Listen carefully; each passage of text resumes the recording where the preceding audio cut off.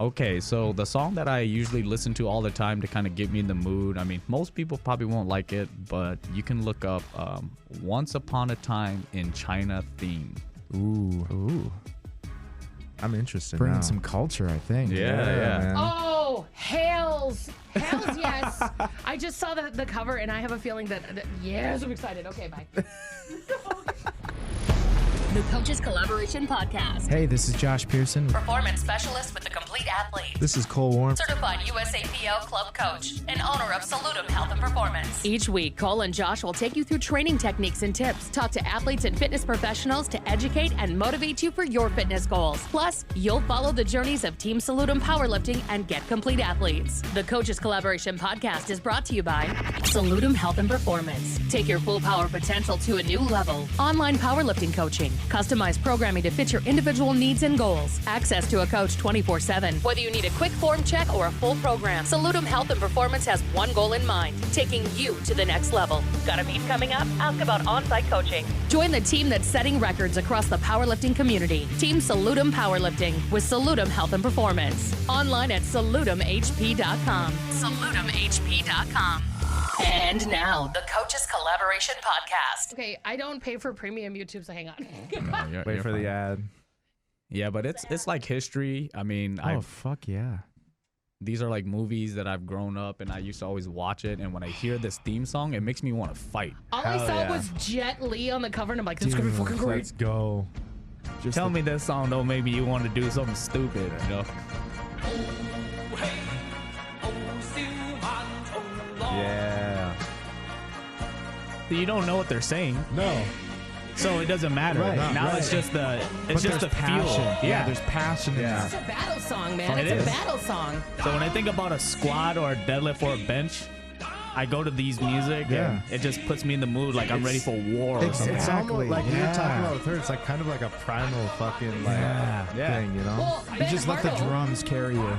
Ben Hartle on Team Salutum, he only listens to battle music in general when he lifts, I Yeah, guess. like Lord of the Rings shit. Yeah. Yeah. See? So you guys get it? It just so happens that this is more Asian style. Yeah, so you what? know what I mean? It's a little Asian. I mean, it's not a ton. It's a little Asian. It's in the language. Yeah. It's more Asian style. It's literally in Cantonese. Right. I love you so much. See, this is fucking awesome, This is though, awesome. dude. This is why I like doing this Yeah. because, like, Everybody I- brings something different to the table. It interests me what fucking gets you focused to do your shit. Right. And, Yeah. like, I can relate to that, too, because I don't listen to fucking lyrics in music anyway. Like, I just like it for just, like, the lyric is just, like, another melodical part of the song. Sure. But, like, it's the feeling that the music gives you. And like for me, if the lyrics are too like, I can't listen to Eminem because you can hear everything he says. He's very pronounctive in his words. It distracts me because Sure. like he'll say something and then it fucking distracts me and it takes my mind off of the lift itself. So no, Yeah. man, I can totally relate. Well, to that's that. like last weekend at Lions, they were cranking this weird, like, super, like, almost like earworm mix of music. It was like a fucking house playlist. Like And it was weird. It would zing back and forth in between, like, multiple really, really popular songs. And I finally looked at Cole and I'm like, I gotta put my buds in. Even if I don't have music on, I have to get it out of my head because it was just too messy. Yeah. Like, Right. Yeah. couldn't do it. But And- yet there were other big lifters who were like, this is awesome. And I'm like, you're weird. And everybody has a big reason for it. So like you, it makes you feel like you're going to war. Right. Yeah. You know, Yeah. And it it's- reminds you of like the movies you watch. Yeah, when you're going exactly. out. Yeah. Right. I mean, we're talking about like 4 or 5-year-old me, Right, you know what I hell mean? yeah. Watching like Jet Li Yeah. getting ready to put a Yeah. beat down on Right, these that's people. right. And Get some I'm- goosebumps, you so know? like when I think about it, when I hear it, I'm just like, all right, this is like me 4 or 5 years old, Right. and I'm Jet Li right now, and I'm That's about to right, put dude. a beat down on this weight. You know what I mean? that Something like passion. that. Right. Yeah. That's fucking awesome. I love so much about this. Like, this Right. is so cool. I love Yeah. it. I mean, Cranking this at Lions. You next can time. even hear him like singing, like I said, I don't know what he's saying, Yeah. but I know whatever can he's tell. saying He's makes me fucking- want to work out with him. You know, Exactly. like I want to train with Yeah. that guy. Yeah. Fuck yeah. Sometimes you don't really need to understand, you know. No. That's why, like, when you're saying like not understanding the lyrics sometimes is good. Yeah. Because all Yeah. you need to know is what the artist is trying to tell you. The emotion. Right. Absolutely.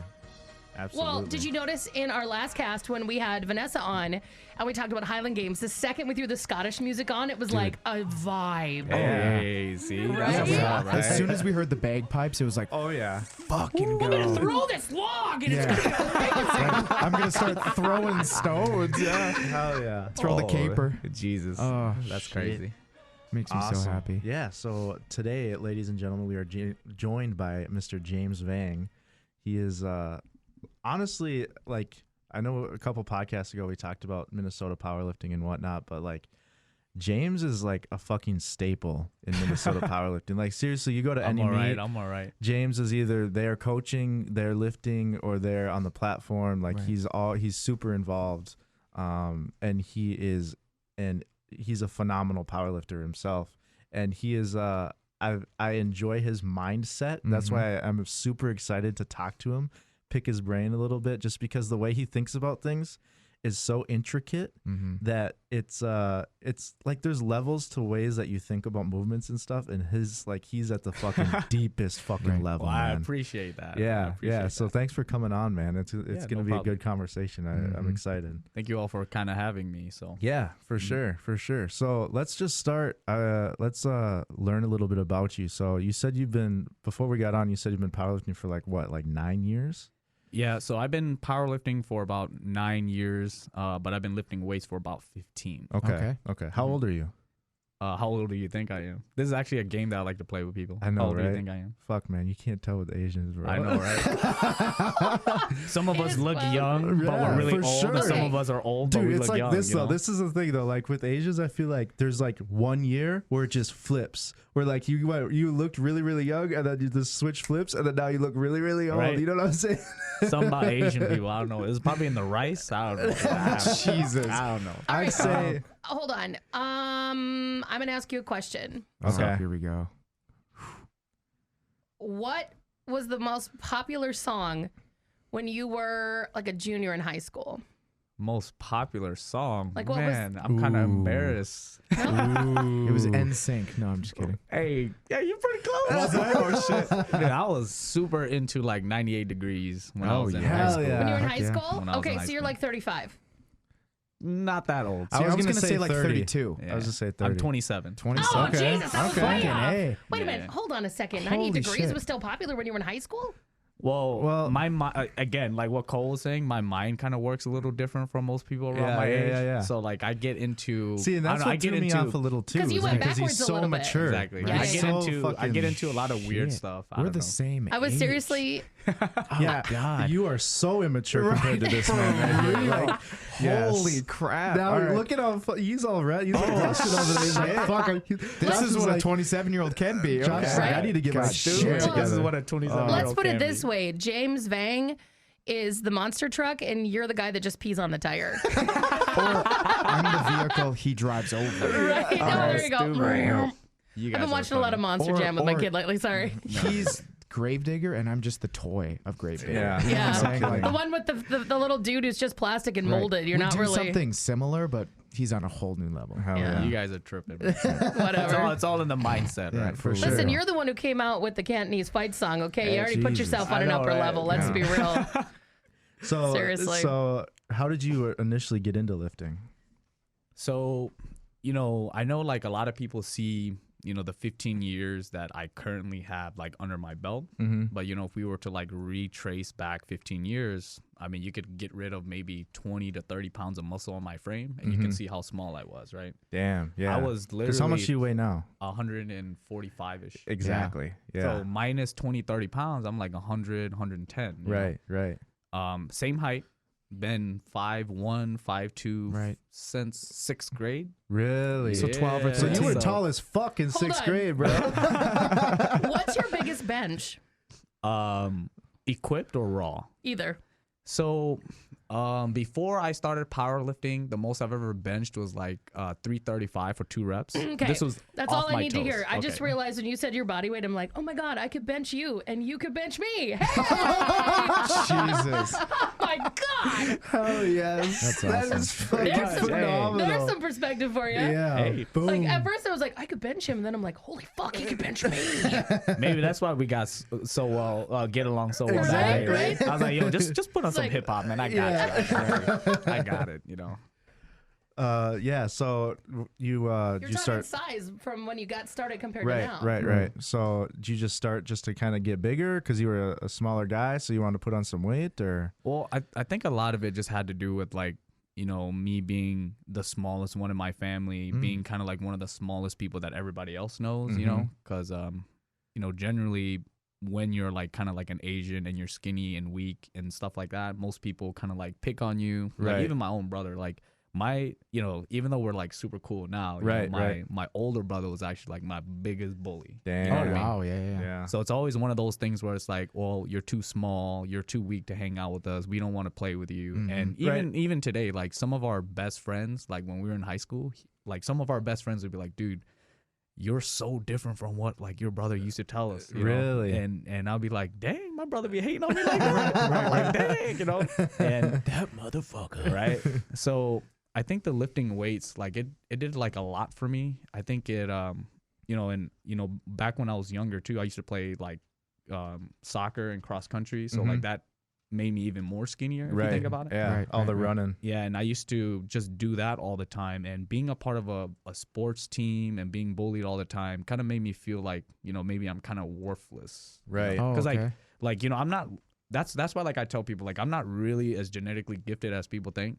I think my technique I just take it so far that you think I'm genetically Right. gifted. Yeah, for sure. Well, that's I fucking hate that because it's such a cop out. Right. Like, Yeah, oh, yeah. they're just, you know, They were born that way. Right, They right. didn't put any work And in. for some people it is that way, but I feel like for other people like you who have been, you know, you're so proficient in everything that like it's kind of like it's like a insult almost, you know what I mean? and as a lifter yourself, you know, when you see me, you don't even have to see me lift, you know, you could just see the people that I coach. You could be like, oh, there's something different about the way like these lifters are moving or the way that they approach the lift, and you can't get that from genetics. No, Right. Yeah, absolutely yeah. not. Yeah, You for know, sure. and, Thousands of repetitions and yeah. So for me, you know, I used to be a part of a team, and you know, no matter how good you are, you know, no matter how hard you train, there's just those dudes who can just freaking eat a dang soccer ball. You know what I Yeah, mean? for Like sure. they can freaking juggle the ball while they're sleeping. And you're just like, how can I show up every day during practice and still be on the bench? Right. When this right. dude literally just showed up for his first practice at the game. Yeah. So how does yeah. he get to play and not me, right? So, you know, I used to always like look down on myself a lot, saying like my skills aren't good, or like I used to always get bullied all the time, you know, by other people and, you know, even my family, you know, like my mom and dad and them too, you know, you're small, you should stick to the books, you know, lifting weights or playing sports has no room for you. So the one thing that I could do for myself was lift weights. Right. yeah. Because at the end of the day, nobody's going to tell me to go pick up that iron. No. Nobody's going to tell me that if I start lifting weights that I'm going to be weak or I'm going to be like this or like that. So And I'm also, like, why not? Yeah, I feel like also the reason I fell in love with it is because it like I could control like what my body was capable of. You know what I mean? Like you put in the work and then you see the results. It's like Right. I did this shit. You know what I Right. mean? No one else did it. I'm performing this way because of what I did in the gym. Right. Yep. So it kind of gives you that control over being able to, you know, better yourself. And for me, it's a constant puzzle. How do I get to the next level? Yeah. Right. Right. I could do this today. Well, where am I going next? Yeah. It's a great challenge. Yeah. And, you know, a lot of the times when I was younger, you know, I used to just always think about those things. Like, why is it that, you know, why do all these people want to say like all these kinds of things about me?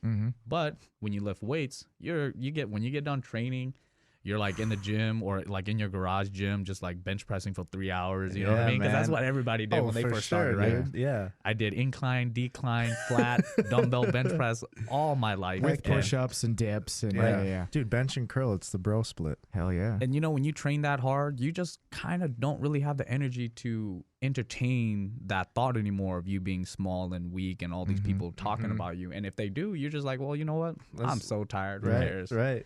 Plus, And, I could bench more than you, so Right, I'm right. smaller than you. So. and after like 2 years of me like really working out, and I think my brother, he used to be stronger than me. Like he was bench pressing, I think 240, 250 during that time. Like as a junior in high school. So that's not too bad. No, that's pretty good. Yeah.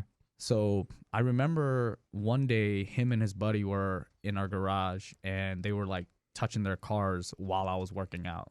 And his friend was like, "Hey man, your brother's pretty strong. He's like, why don't you show me how much stronger you are compared to your little brother?" Right? Ooh, so he pitted you two against each other. So he said that, and my brother, because he used to always look down on me. He's like, "Yeah, man, my little brother's weak, man. Let me show him what's up real quick." So, we started warming up, and I think we had like 185, and I hit it, and then he hit it, and then right after that, we put on I think 215, and he missed it.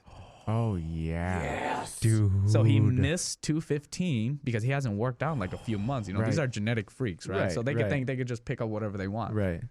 But I've been training for the last 2 years. Yeah, so you're I'm prepared. Yeah, so he wasn't right prepared. when I saw him miss, I You think saw the door 215, open. I took off the little plate and I added the You bigger plate. motherfucker. You went to And when I- 225. And when I benched 2 plates, that was the very first day I ever benched 2 plates. And when I got done, I didn't say anything. Dude. I just looked at him. He looked at me, and his buddy looked at me, and I'm like, "That's right, That's motherfuckers." fucking right. Man, dude. Right after, So I have to ask, at the time, how much bigger was your brother than you? I mean, he's still bigger than me. Right, So right, I mean, right. he's like 5'7", so he's like 5-6 inches taller than me. I mean, and he's to me, he was like my size at that age. Okay, So imagine me now, Right. back then, Right. But add another 5 inches to him. Right. Damn. And when I finally got that, I didn't even, because like my brother used to always talk shit to me. So, when I finally surpassed him, I didn't need to say anything. It would right. And plus, it Because- would have been easy to be like, "What's up, motherfucker?" Yeah, exactly, Yeah. right? And ever since that day, like I started thinking about lifting weights totally different. Like it Yeah. became something more than just me like getting rid of my stress or just trying to be stronger. I feel like that moment there was like the past 2 years that you spent training, like you were training for that moment Right. without Right. knowing it. Exactly, You know what I mean? right? It validated and you. then it validated everything. And then Right. you're like, okay, I'm fucking into this Right. now. I can be better than all these big people. Yeah. Yeah, All these yeah. people that picked on me. And that's Fuck. kind of when I just went crazy with the lifting, because it's like it gave me like a different sense of purpose with the movement. It's like one of those things where, yeah, you're small and weak and you worked out, now you become strong. But when I finally surpassed my brother, it almost gave me that sense like, if you put your heart and soul into something, you're able to change the way someone else views you. And that Yeah. aspect of lifting weights was so attractive to me, Yeah. because it's like, Yeah. you can always change yourself. Like you were Right. saying, like, yeah, I know the reason why I love lifting weights is because I could lift weights and I could get strong. I could build myself this way. I could get strong this way.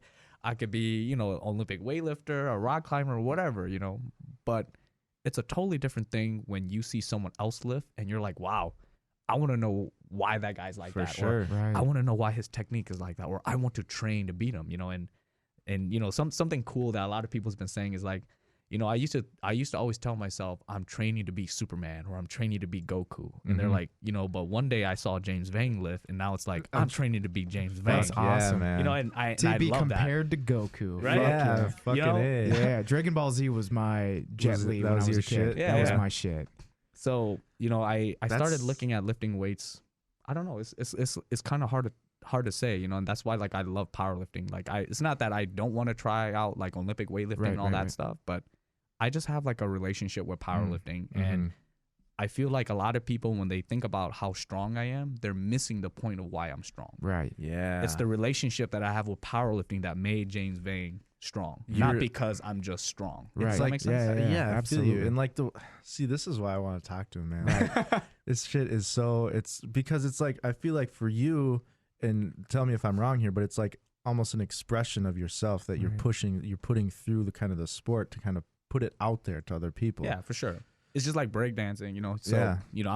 I'm a b-boy. I breakdance too, and I feel like when you listen to music, you're just expressing your feelings. Right, And when I powerlift, it's literally the same thing. Right. Yeah. I mean, what do you do when you're going for a PR attempt? A lot of the times, this is what I think other people are thinking. I've trained for 12 to 16 weeks. You know, I put all my discipline, you know, I beat up my body. I ate, I slept, I trained with people. I did all of this to show you that I no longer want to be as weak as I was the previous 12 to 16 weeks. Right. And when you see someone else put their heart all on the platform like the way they do, how can you not be impressed by that? Yeah, I man. literally have those thoughts through my head. Yeah. I've done these doubles. I've done these singles. Now it's time. Well, and that's what's so crazy about these sports specifically is because you're putting in an incredible amount of time for one day. Right. You know what I mean? It's not like team sports where you have a game or 2 games every week. You're literally have one fucking day that you need to be on point, and you need to express all of the training that you've done the months prior and be the best on that specific day. Right. It doesn't matter what you were 4 weeks ago, like, but that was just laying the pavement down for what you need to beat that day. Right. That's why it's different, and that's, you have to have a different mindset because you have to keep the big picture in mind all the time, but also be able to focus on getting better every single day. And I think my favorite part is, going into it, there's a PR on that bar. Right. Yeah. And we've used this as an example before. Let's say you're an Olympic sprinter. When you finish the race, you find out you got a world record. Well, for us, we look and we're like, we know this is a world record. It's a world record. Before the fact. Effort, I have to give it more than any human has ever given it before. Right. And you rise to the occasion. Yeah. Or you fall and then figure out, how do I rise to it? It's amazing.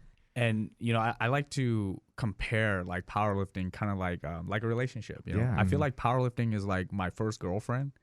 And because she's my first girlfriend that I fell in love with, I just can't fall in love with any other aspect of the strength sport. Right. The same way. Yeah, but I can have an appreciation for like Olympic weightlifting and strongman and all that stuff.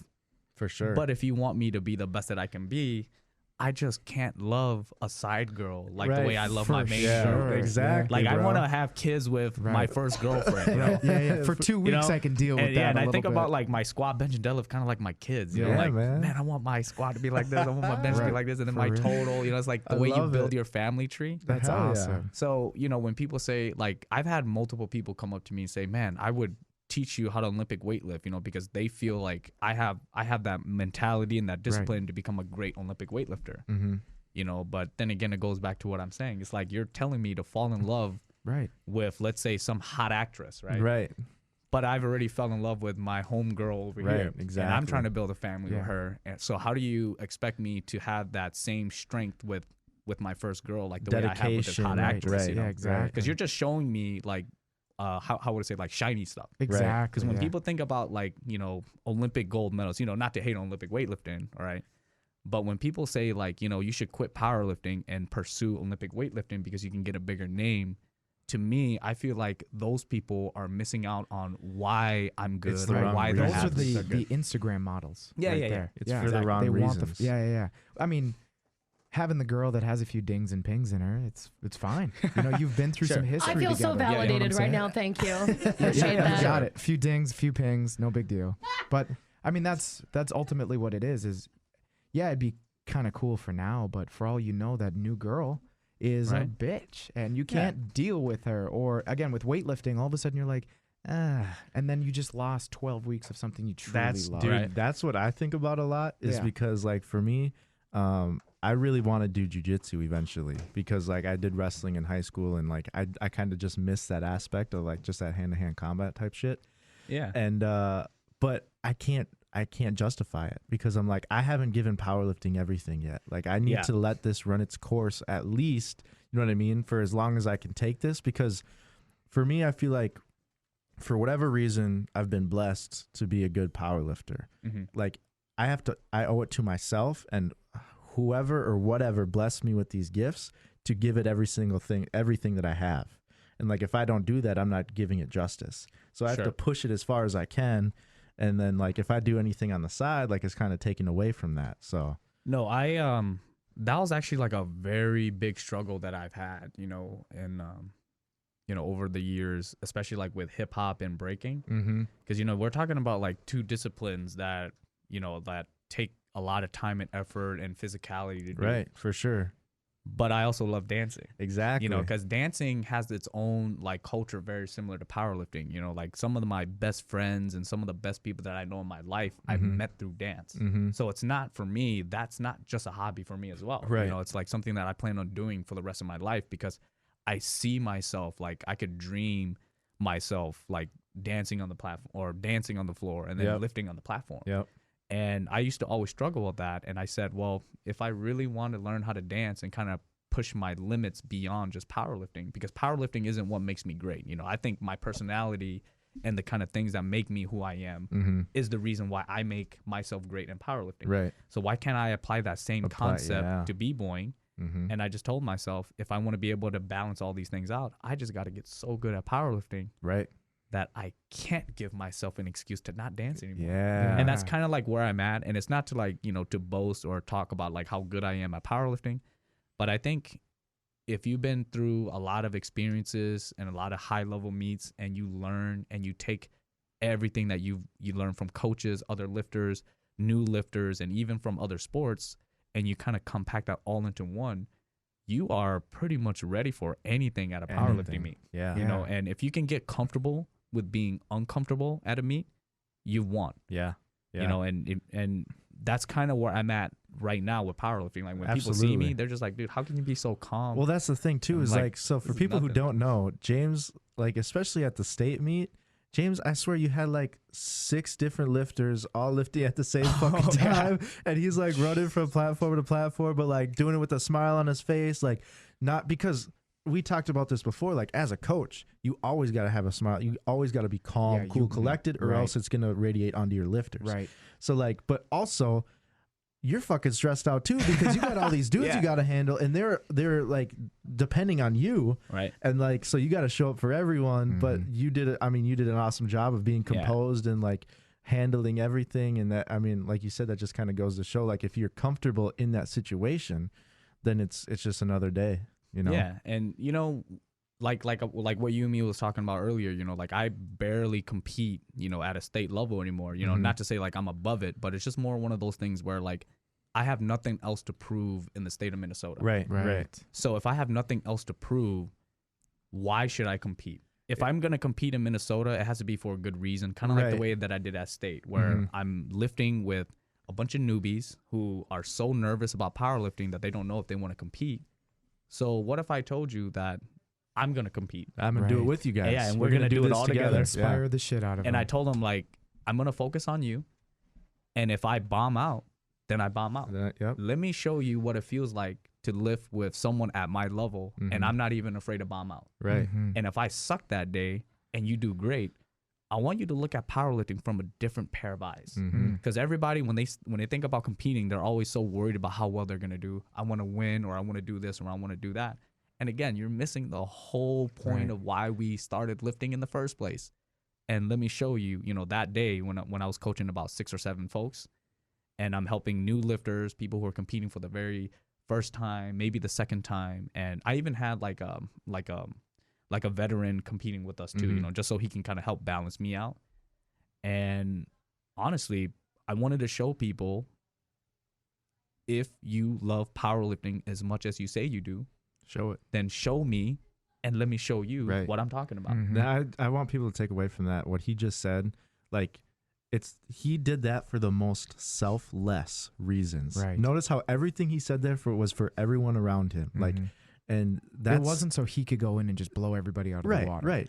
So he could pat himself on the back. It wasn't so that he wins and he shows everyone how strong he is. No, fuck that. He's there for his lifters and wants to show them this side of powerlifting that not a lot of other people see. Yeah.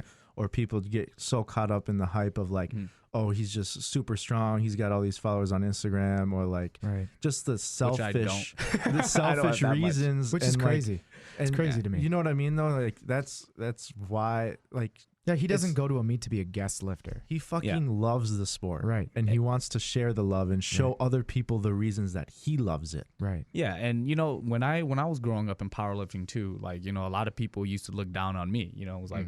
Like, you know, to be honest, when I first came to Minnesota, my first meet ever, it was crazy because I was warming up on my squats.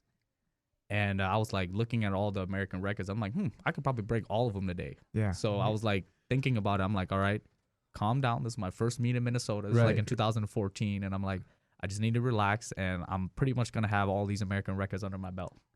So I was warming up with like 225. And there was like 2 or 3 guys there watching me warm up. And they were laughing at me. They're like, dude, look at this little Asian kid squatting like 225 so fast. He's like, what is this guy trying to do, break a record or something? He's so stupid for wasting his energy.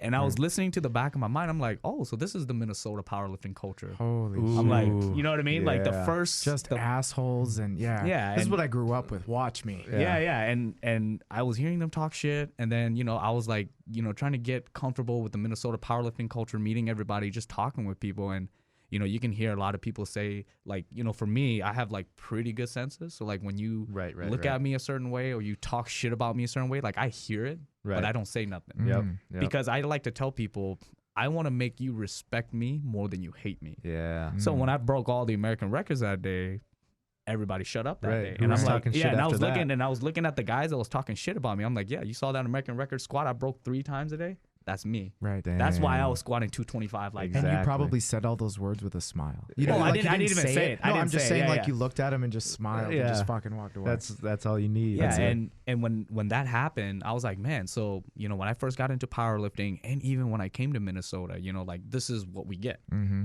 If they don't think you are at a certain level, they don't give you any respect. So they think that the weight on the bar gives you respect. So I was like, I have to change that. Right. Yeah. Number 2, and I'm like, why do I feel so uncomfortable in powerlifting? And I'm like, so how do I make powerlifting the way that I want to see it? Mm-hmm. And in order for people to see powerlifting the way I see it, I have to be so good at it that, again, you have to give me that respect that I deserve. You become that shining light, Yeah. that you become undeniable at that point. And now, you know, I know there's probably still a lot of people that don't like me because I'm loud or I'm crazy or I talk about powerlifting in such a weird way, but I don't give a damn anymore. Right. You know, I've gotten to a point where the level that I compete at, the way I lift and everything is so good that if you hate on me, you only hate me because you ain't me at the moment. Yeah, for Exactly. sure. That's what I mean. You literally become undeniable. Right. Yeah. Like it's only because you're jealous or what. Like you give people no other reason other than that. Right. To Watch how dislike much you. I love powerlifting Yeah. more than you. Right? Yeah. Right. And when people see that, that is the only way people can kind of see how they view powerlifting. Because when they see someone else do all these stuff and they're like, whoa, I thought powerlifting was only about lifting. Right. Maybe I should judge. Maybe I should spot and load. Maybe I should be that inspiration and be that person for all these new lifters. That's why, like, I get most inspired by new lifters. Yeah. You know, I like, you know, not trying to be mean or anything, but like for you and me, like, I don't really get inspired by watching you lift because I know you're going to lift already. Right. I know that one day you're going to continue lifting weights and you're going to do something great with your lifting, and that's going to happen no matter what. But what about someone who has never competed before? Yeah. And someone who's trying to learn why they want to do this sport? Right. Yeah. I get inspired by that because they're doing something that they didn't even know that they're going to love for the rest of their life. And they're so like you can tell too, like because we had 2 new lifters that we coached at that Granite City Right. meet. And I remember that first squat that I ever took in competition. And I know how fucking terrifying that is. Right. And especially for people who maybe didn't compete in sports growing up or didn't, like for me, I was a wrestler. So I was used to being alone on the platform, like in competition in front of everyone by myself. So like powerlifting wasn't a huge jump from that. But like for people who have never competed in anything, Right. to put themselves out there that much where they're wearing a fucking singlet for some Exactly. people is very So uncomfortable. vulnerable.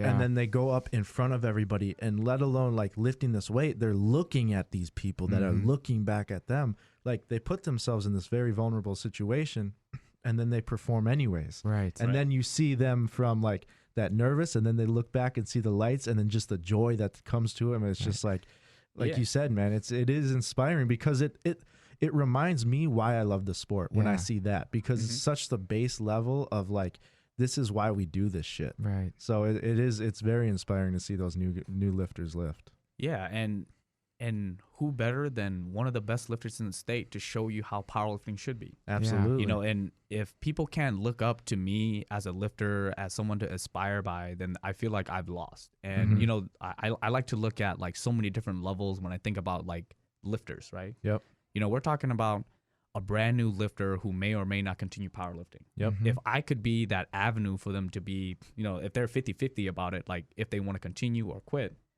I want to be that avenue that pushes them to that 1%. You want to be the reason that they stay. And they stay. And, you know, when you hear them, that's why, like, I love spotting and loading too. You know, when you're spotting and loading and you got like a new lifter there, I'm not liable like a judge is, where I got to be like, oh, I got to treat everybody the same. Right. Even though I do treat everybody the same as a spotter and loader too. Yeah, bro. I freaking scream in your freaking I ear remember you it's can get that awesome. weight, because James, I know what You that want feels them like. so badly to succeed. James was Exactly. on the he was running the platform for regionals 2 years ago, the last time that I was in Minnesota, and I did the meet.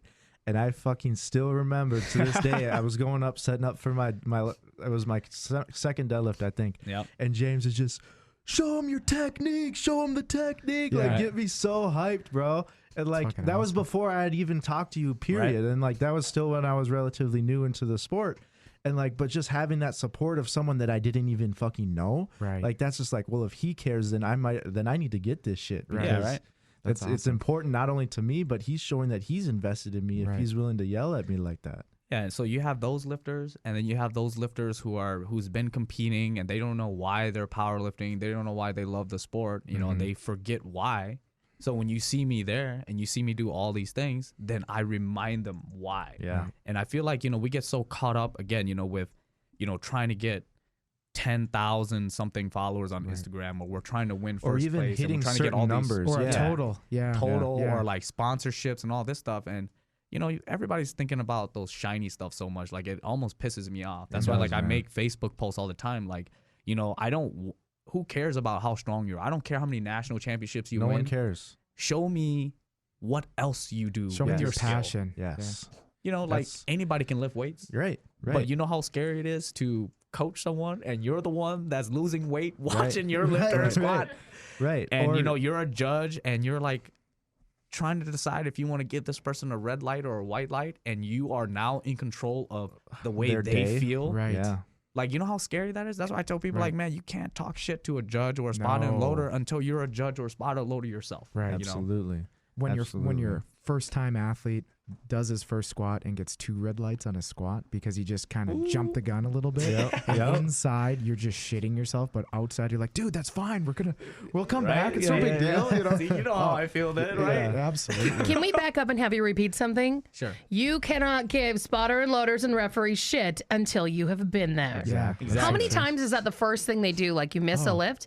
Yes, it's evidently everybody else's fault, but your own. Oh, on Right. the Instagram posts of like, oh, the pauses were long today in bench, or like what this and this. It's like, Adapt, motherfucker. Come on. adapt and fucking take Right. ownership of your shit, Yeah, man. for us at the Granite City Games, it was the knee lockout. How Right. strict they were on They were that. stricter than normal on that. So we've then you just adapt. adapted. Yep. Yeah, I mean, it wasn't. Oh, it's the fucking spotter's fault. At least they have something consistent coming in. Absolutely. When I missed my third bench back in, was it January we did or whatever month it was for the bench, state bench, right? Yeah. And I remember that third bench, it was way down at in my opinion, it was down too long. Like, it took forever. Well, it wasn't because it took forever I missed it. It was because it took forever. I didn't prepare. I let my air out.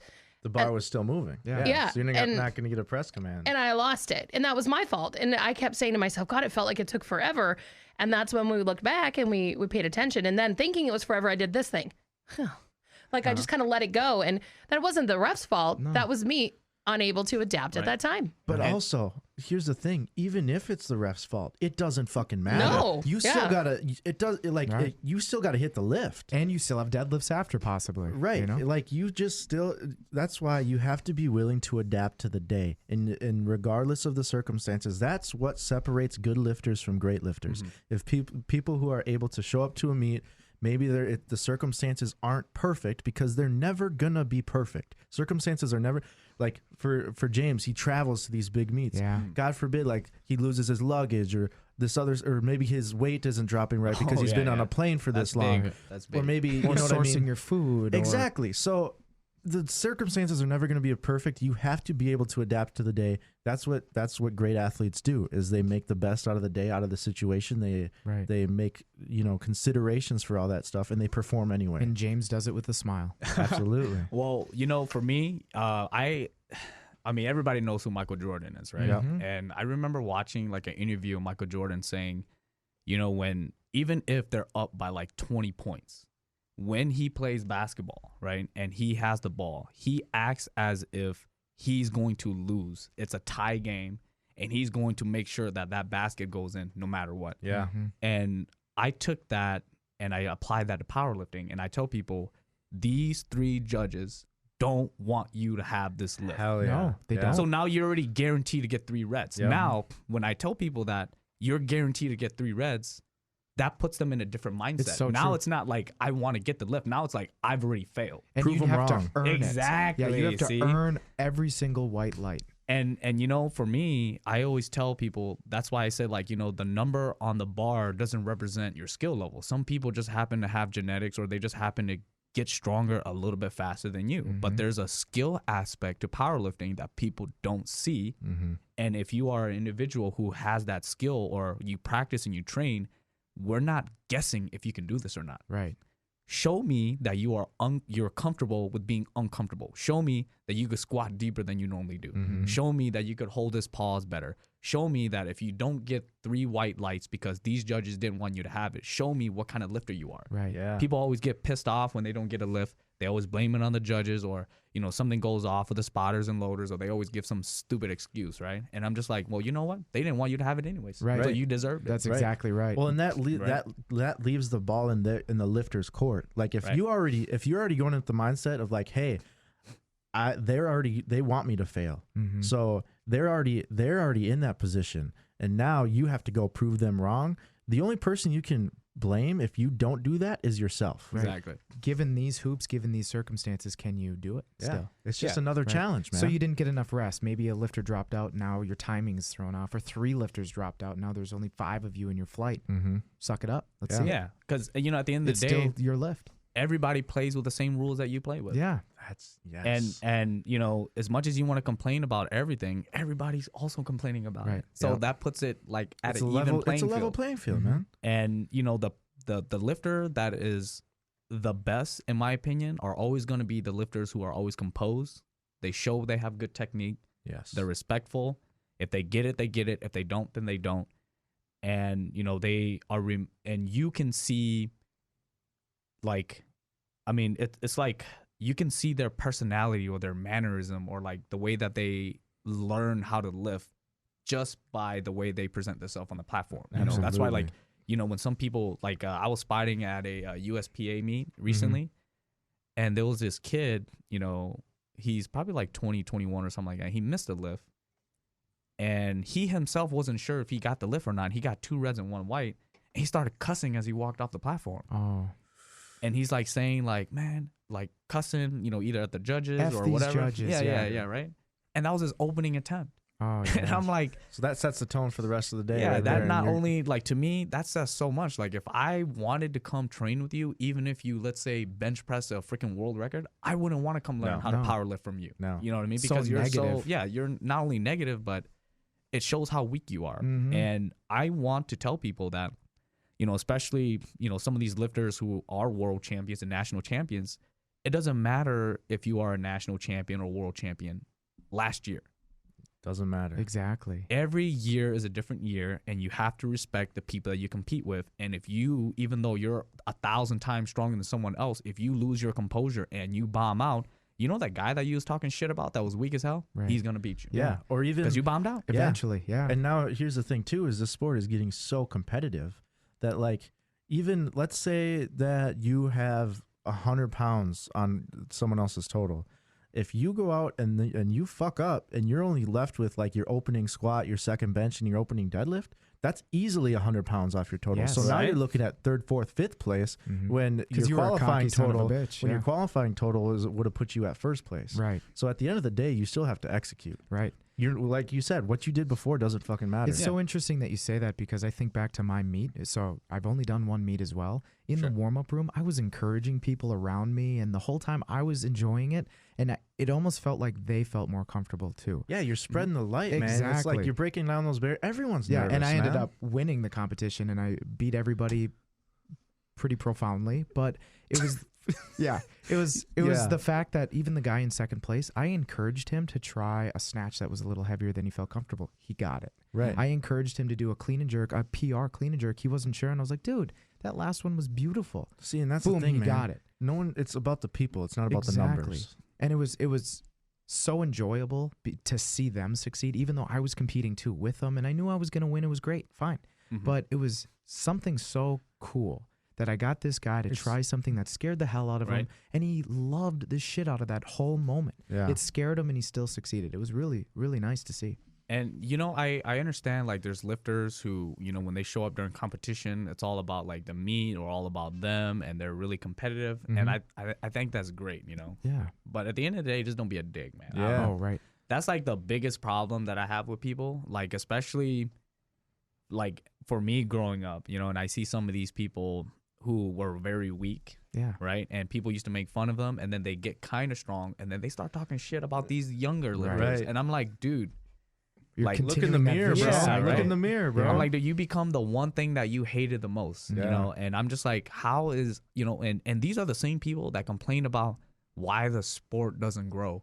And it makes me want to, like, headbutt the hell out of these people. Because it's like, you're just a lifter. Anybody can just pick up weight and be fairly strong. You do it for 5 years, you're going to be strong no matter what. I don't care who you are. Show me that you're better than that. Because anybody could do that, you know? And when I see these lifters who complain about how, you know, they wish a meet could be faster or the spotting and the loaders could be better. Well, why don't you do that? You're the freaking lifter. Nobody can spot and load better than a lifter can. You know why? Because you know what it's like to be under that weight. And to be spotted incorrectly. You know exactly when people mess up and you're like, I'm not going to do that. And it's really interesting when the person who was bullied becomes the bully. They lose that passion of why they did it in the first place. They're going to stagnate anyway. You know, you're not going to win any world competition if you now are the asshole. And when they stagnate, that's where they start talking shit about the sport. You know, like, you it's know, unfair. Why the judges didn't give it to me. That's the reason why I'm not as strong as I could be. You know what I mean? We need to get better judges. We need to get better spotters and loaders, better meet directors and stuff. And I'm just like, pointing the finger, man. They're just pointing the finger. Show me why you're good then. You know, like, how are you going to adapt? Come like back if you're truly great, you'd be great. Besides all that, in spite of all that, you know what I mean? Like, if you're truly great, then you're going to be good regardless. Again, like, you become undeniable. So that's and I think recently, because this sport has become so popular, or not so popular, but more popular, especially because of social media and stuff. You see a lot of people that are doing it for the wrong reasons, and you see people who are kind of, I see a lot of people who are liking the sport because they're good at the sport, not because they enjoy the sport itself. You know what I mean? Like, it's, and you know, to be honest, like, for me, I think it's okay that people, you know, are attracted to the sport for the shiny objects, but I'm just the kind of lifter that has a respect for a different kind of lifter. So yeah, you can be a national champion. You're appreciative of that. You could be a national champion and all this crap and win national champions. But again, I'm not gonna call you up and be like, "Yo, let's go work out." And well, they probably won't be doing the sport in 5 years, 2 years. And if, let's say they do, they just won't have that respect. And you know, something that I was talking with Gino, you know, at the state meet, you know, and I was saying, you know, I don't like a lifter that puts on a lot of weight that wows me. I like a lifter that captures my heart. And you guys know there's just those lifters or those people that when you show up at a meet and you see them lift, right? And you're like, man, this guy barely got his opener. There's no way he's going to get his second attempt. And he gets his second attempt. You're like, oh, wow, this guy changed my mind, right? And then you're like, there's no way this guy's going to get his third attempt. And then you see him grind through it. And they get it. And you're just like, wow. Or I don't know who this is, but I want to get to know this guy. Or when it's not the 2.5 kilogram jump, and all of a sudden, because I remember even at the table at Granite City Open, Cannon and I looked at each other. We're like, oh my god. Yeah, maybe that's a big jump. We were both like, whoa, that's like a 20 kilogram jump. Like, it was nuts, and we both just kind of sat back and were like, all right, wow me, bring the show, bring the show, and it was great, and he got it, and we were just like, not going to question that one again next time. It was so cool. I love that line. That capture my heart. That's going on my water bottle. But you know, anybody who's been around the scene or who's been lifting for a while, you know exactly what I'm talking about, because I know a lot of strong lifters who think that just because they lift that you owe them the respect that they deserve, or just because they walk into the room you should like freaking wash their feet as if they're Jesus Christ or something. They can just take your squat rack at any time. And I'm just like, dude, I don't give a damn how good you think you are. You know what I mean? There's like levels to powerlifting, and it's not just the lifting, you know, it's the coaching, it's the spotting and loading, it's the giving back, you know what I mean? It's like being involved with someone who didn't even know that they love this sport as much as you did, you know, and then you show them, I guess, the way, the light, you know? Yeah, man. And it's, and I feel like, you know, when you start enveloping yourself into all that and you become a judge, or you do spot and load, or you do coach, and you do compete at a high level, and you do travel all around, and you do meet all these kids and all these people who say stuff like, man, I want to be as strong as you one day. Because you don't even know some of these people. Some of these people just watch you. Like, again, you know, when you were saying, like, I have, like, lots of followers on Instagram. I don't have that much. But there's a lot of people that don't follow me who says that to me. Right. That's why I tell people, you know, your likes and your followers don't dictate how good of a person that you are. Right. Because I know so many people who don't follow me, don't like my stuff, but they're just like, man, I keep up with some of the stuff that you do, and you really inspire me. Like, I've inspired some 40-year-old dude to do a bodybuilding show. Yeah. Because he's like, wow, you know, I didn't know someone little like you can represent Hmong people at such a high level, you know, and that makes me want to compete. Yeah. And they competed. Well, and it helps. It's more motivating if you're the person that people are looking up to, because you realize you're not just doing it for yourself. You know what I mean? And again, it's the selfless stuff that is really motivating, because I mean, if you're just doing it for selfish reasons, that's going to run out eventually. Right. You So know, I have to motivation. ask, what is your total? Your best total? My best total, I think equipped, is like 745 kilograms. So like I squatted 628, I benched 418, and I deadlifted 595. Yeah. At what weight class? I weighed 66 kilograms, but I weighed 144 that day. Jeez. So That's 144.0. So I have to say, when I met you today, it's not like the first thing I thought was, he's got a 700 total. Yeah, you know, it was, hey, it's James. Yeah. Cool. Yeah. You know, and I think some lifters that have a big total, they think that for some reason people look at them and say, wow, you have this great total. And not that they're like, the moment I met you, I'm like, this guy's cool. He's got a good vibe to him. He's a nice guy. He's up for anything, it seems like. And it's like, who cares? I mean, it's great you have this 700 total, but that's not James. No. Yeah. You know, and it goes back to what I was saying to you. Like, you know, the reason why I love powerlifting is because when you see me, you probably think like I might squat like 400, maybe, you know, or I might bench like 275 or something like that. And you're like, oh yeah, he looks decently strong. Right. And then when I show you what I can really do, it blows your mind. And I love powerlifting for that aspect, because, you know, as a bodybuilder, you look like you could do a lot. Yeah. Because you look the part, you know, so everybody expects you to be this competitional eater. Like, you can eat everything, you can lift everything, you know, you could probably run a mile in 5 minutes or something like that. But that's the furthest thing from what a bodybuilder It's a can big do. facade. Yeah. But powerlifting is the opposite. Right.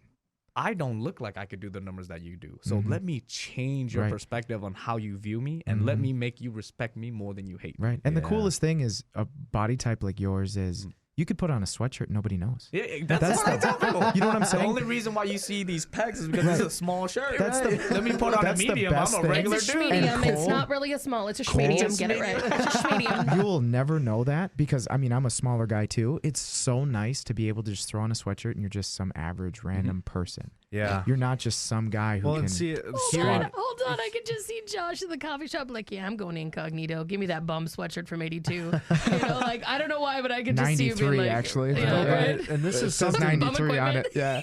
this is something that I can't really relate to you guys, because I've always been relatively bigger and built. So like, that's why, like, I think it's funny. You're the huge guy that can't eat. No, yeah, for sure, Right? Like, it's you would think exactly. you would take out an entire half of a cow, and it's hard for I you to have get to your food force in. I can Yeah, put you yeah. to shame on food. Yeah, for yeah, sure. He's totally put me to shame. But again, like, and this is why it's so interesting too, is because like a lot of the reasons that we've gotten into this is different. Like for you, like you were bullied when you were younger because you were small and whatever. Like I never had that, because I was always bigger, stronger, buffer than everyone else. So like no one, like I never had to get in fights, because everyone was like, oh, well, Cole's gonna kick your ass anyway because he's this big strong guy. You know what I mean? So I never really had to deal with any of that. So it's just like, that's why fucking lifting weights is so cool, because all of our different backgrounds, like, but for whatever reason, like we all got drawn into this, Right. And we all love this, and that's why, like we were talking about before we started recording, is like this. It's one thing that unites us all. That's bringing people from totally different backgrounds together that would have never ever met each other or talked to each other or had any conversation, And I think that's why I like doing this podcast too, man, because like having people in and just kind of they're able to tell their story a little bit. And then for other people, it's like, well, that's cool that they're doing it because of that. And I never thought of it that way. And now I have more added motivation because of that as well. Right. Yeah. And, I like to touch back on that piece that you said where, like, when you met me, I'm like a nice, personable guy. When people first meet me, because the first thing that they do when they meet me is they see me lift. And like I said, if you think my lifters are intense, you know what I mean? Like, you should see me when I lift. Right, right. People tell me, like, I'm super intimidating. And, the best one that I like is, like, when people see me deadlift, they're like, man, I thought you were, like, 6 feet tall or something when you're deadlifting. Because that's how big of a presence that I give them when I'm at a meet. Like, I make people think I'm tall. I make people think, like, I'm rich or whatever, just from the aspect of lifting weights. And I swear, like, that is the biggest piece that people miss out on the lifting. Well, like we said before, it's how you're expressing yourself through that. Right. You know what I mean? Like, you're expressing. And people feel it. Exactly. And they get intimidated by me. And some people don't want to come work out. They're too intimidated to ask me questions. And then when they actually meet me, they're like, dude, I can't believe you're, like, joking with me. Or, like, you're like this and like that. Like, dude, are you really normal James dude? Vang? Well, so like, dude. I was gonna say, so don't make me who I am. Right. Before I met you, had no idea how much you could squat, how much you could deadlift. I was totally blind to your ability, right? Yeah. But again, when I met you today, there's an aura to you there's a confidence to you, but instantly I know this guy is a good guy. This guy is a nice guy. This guy is somebody I could have a beer with and just shoot the shit with. Yeah. He's passionate. He has a reason for being. Like, that's what I noticed about you first. It's funny you say that too, because a lot of people, because I spot and load and I judge all the time. People see me around all the time, but they never see me lift, So, like, when I'm loud and I'm crazy, like, sometimes I'll hear in the crowd, like, man, who's that loud, annoying Asian guy? And I'm like, okay, I get it. Okay, I get it. And then you keep the guy that could bench press your ass. And then like, I'll keep going and I'm like screaming at everybody. And then, you hear someone else like on the other side saying like, man, that guy need to shut up, right? And I'm like, well, I don't think you guys understand why I'm being loud. Because I'm not being loud for you. I'm being loud for Well, the then lifter. you hear like a story like mine, like 2 years later, I remember when James Vang was yelling for me when I was fucking deadlifting. Right. So like that was obviously important to me because I remember, you know what I mean? I remember that moment. Like, this dude fucking cares about whether I get this or not. Yeah. So people automatically assume I'm just that loud, crazy Asian guy at a meet that tries to annoy people until they see me lift. And then when they see me lift weights, they're like, holy crap, I can't believe I was making fun of this guy. You know what I mean? Like, I had people come up to me and apologize. Like, dude, when I first met you, I was kind of annoyed by you. But now that I actually see you lift, like, your passion is what made me hate you when I first met you. And I'm like, well, I get it. You know what I mean? It's like, it happens to me all the time. Because, again, how do you judge someone when you don't know them? Right. I have to admit, I'm almost glad that my first impression of you is what I got today. Rather than seeing you lift, because I think I would be very intimidated. Yeah, it would be the opposite, right? Where now it's, when I see you lift, I'm going to be like, of course he can lift that much. Just the way he holds himself. Of course he's going to be putting everybody to shame. And of course he can. Just because from meeting you without seeing that. People need to get that more from you. And especially like now that you kind of know who I am. And then like what Cole was saying, like when you see me lift, like everybody always says like I have like this robotic way of like approaching a bar or like a meet or like my deadlift technique. The same. People love my deadlift technique because it looks like I'm doing the freaking robot. Or something. Like I'm like freaking breakdancing. But you've done it that way 15,000 times in a row. And that works for you. And that's how it needs to be if you want to be James. Yeah. And honestly, all that really is just like understanding your body, understanding your leverages, and working so hard that people don't even know what the hell you're doing anymore. Right. Yeah. I tell people like I dig into my technique so much. Like I draw from so many different people because when you think you know it all, you lost. Right. You know how like you guys all think I have like really good technique? I'm a Christian, so I always go back to like the Bible where Jesus says, you want to have the mindset of a child. Yeah. You know why? Because if you tell a child something, they're going to believe that 100%. That's why Jesus says, don't allow these kids to stray away from me. Right. When you told these kids to go away from me, that was our loss because whatever it is that we say, these kids are going to believe us 100%. Right. So for myself, I apply that to me and I'm saying, well, I want to keep an open mind and I want to think like a child. if this person says this is what I need to do to get stronger, I'm going to take that as 100% fact. Right. Apply it to my technique and my life for maybe 6 months on end and see if it works. Yeah. If it doesn't work, then I could be like, your advice didn't work, but I'm going to put it in the back of my library and be like, this might work for me 2 years from now. Or someone else. Or it might work for a lifter that I'm coaching. Right. It just didn't happen to work for you. Exactly. Yeah. Well, so the one thing too is what he said is he gives it 100%. Yes. So- for 6 months. He and- gives it a shot. Exactly, and that's the biggest thing. If you really want to try something, you can't fucking half-ass it and then say it didn't work. It's Right. like, well, no, you didn't even do it. Like you didn't do it to the best of your ability. Dieting so you doesn't work. You can't You know what I'm say it saying? didn't work. That's the thing too. Is like, yeah, every fucking diet works. Right. But like it How stops committed working. are you? It stops working when you stop it. Right. It you stops know? when you eat a or Domino's some pizza. of the funniest ones that I hear is like, you know, when I see people do like a deadlift and their back is rounding, and I'm like, well, if you want your back to round, this is what you got to do. Right. And they do it, and they're like, oh, well, I'm weaker here. I'm like 10 pounds weaker than my PR, and they're like, Right. I don't feel comfortable. And I'm like, think of it like this: you've been deadlifting for like 5-6 years. Your back is about to break, Right. and you hate the way you deadlift. Right. That's the truth right now.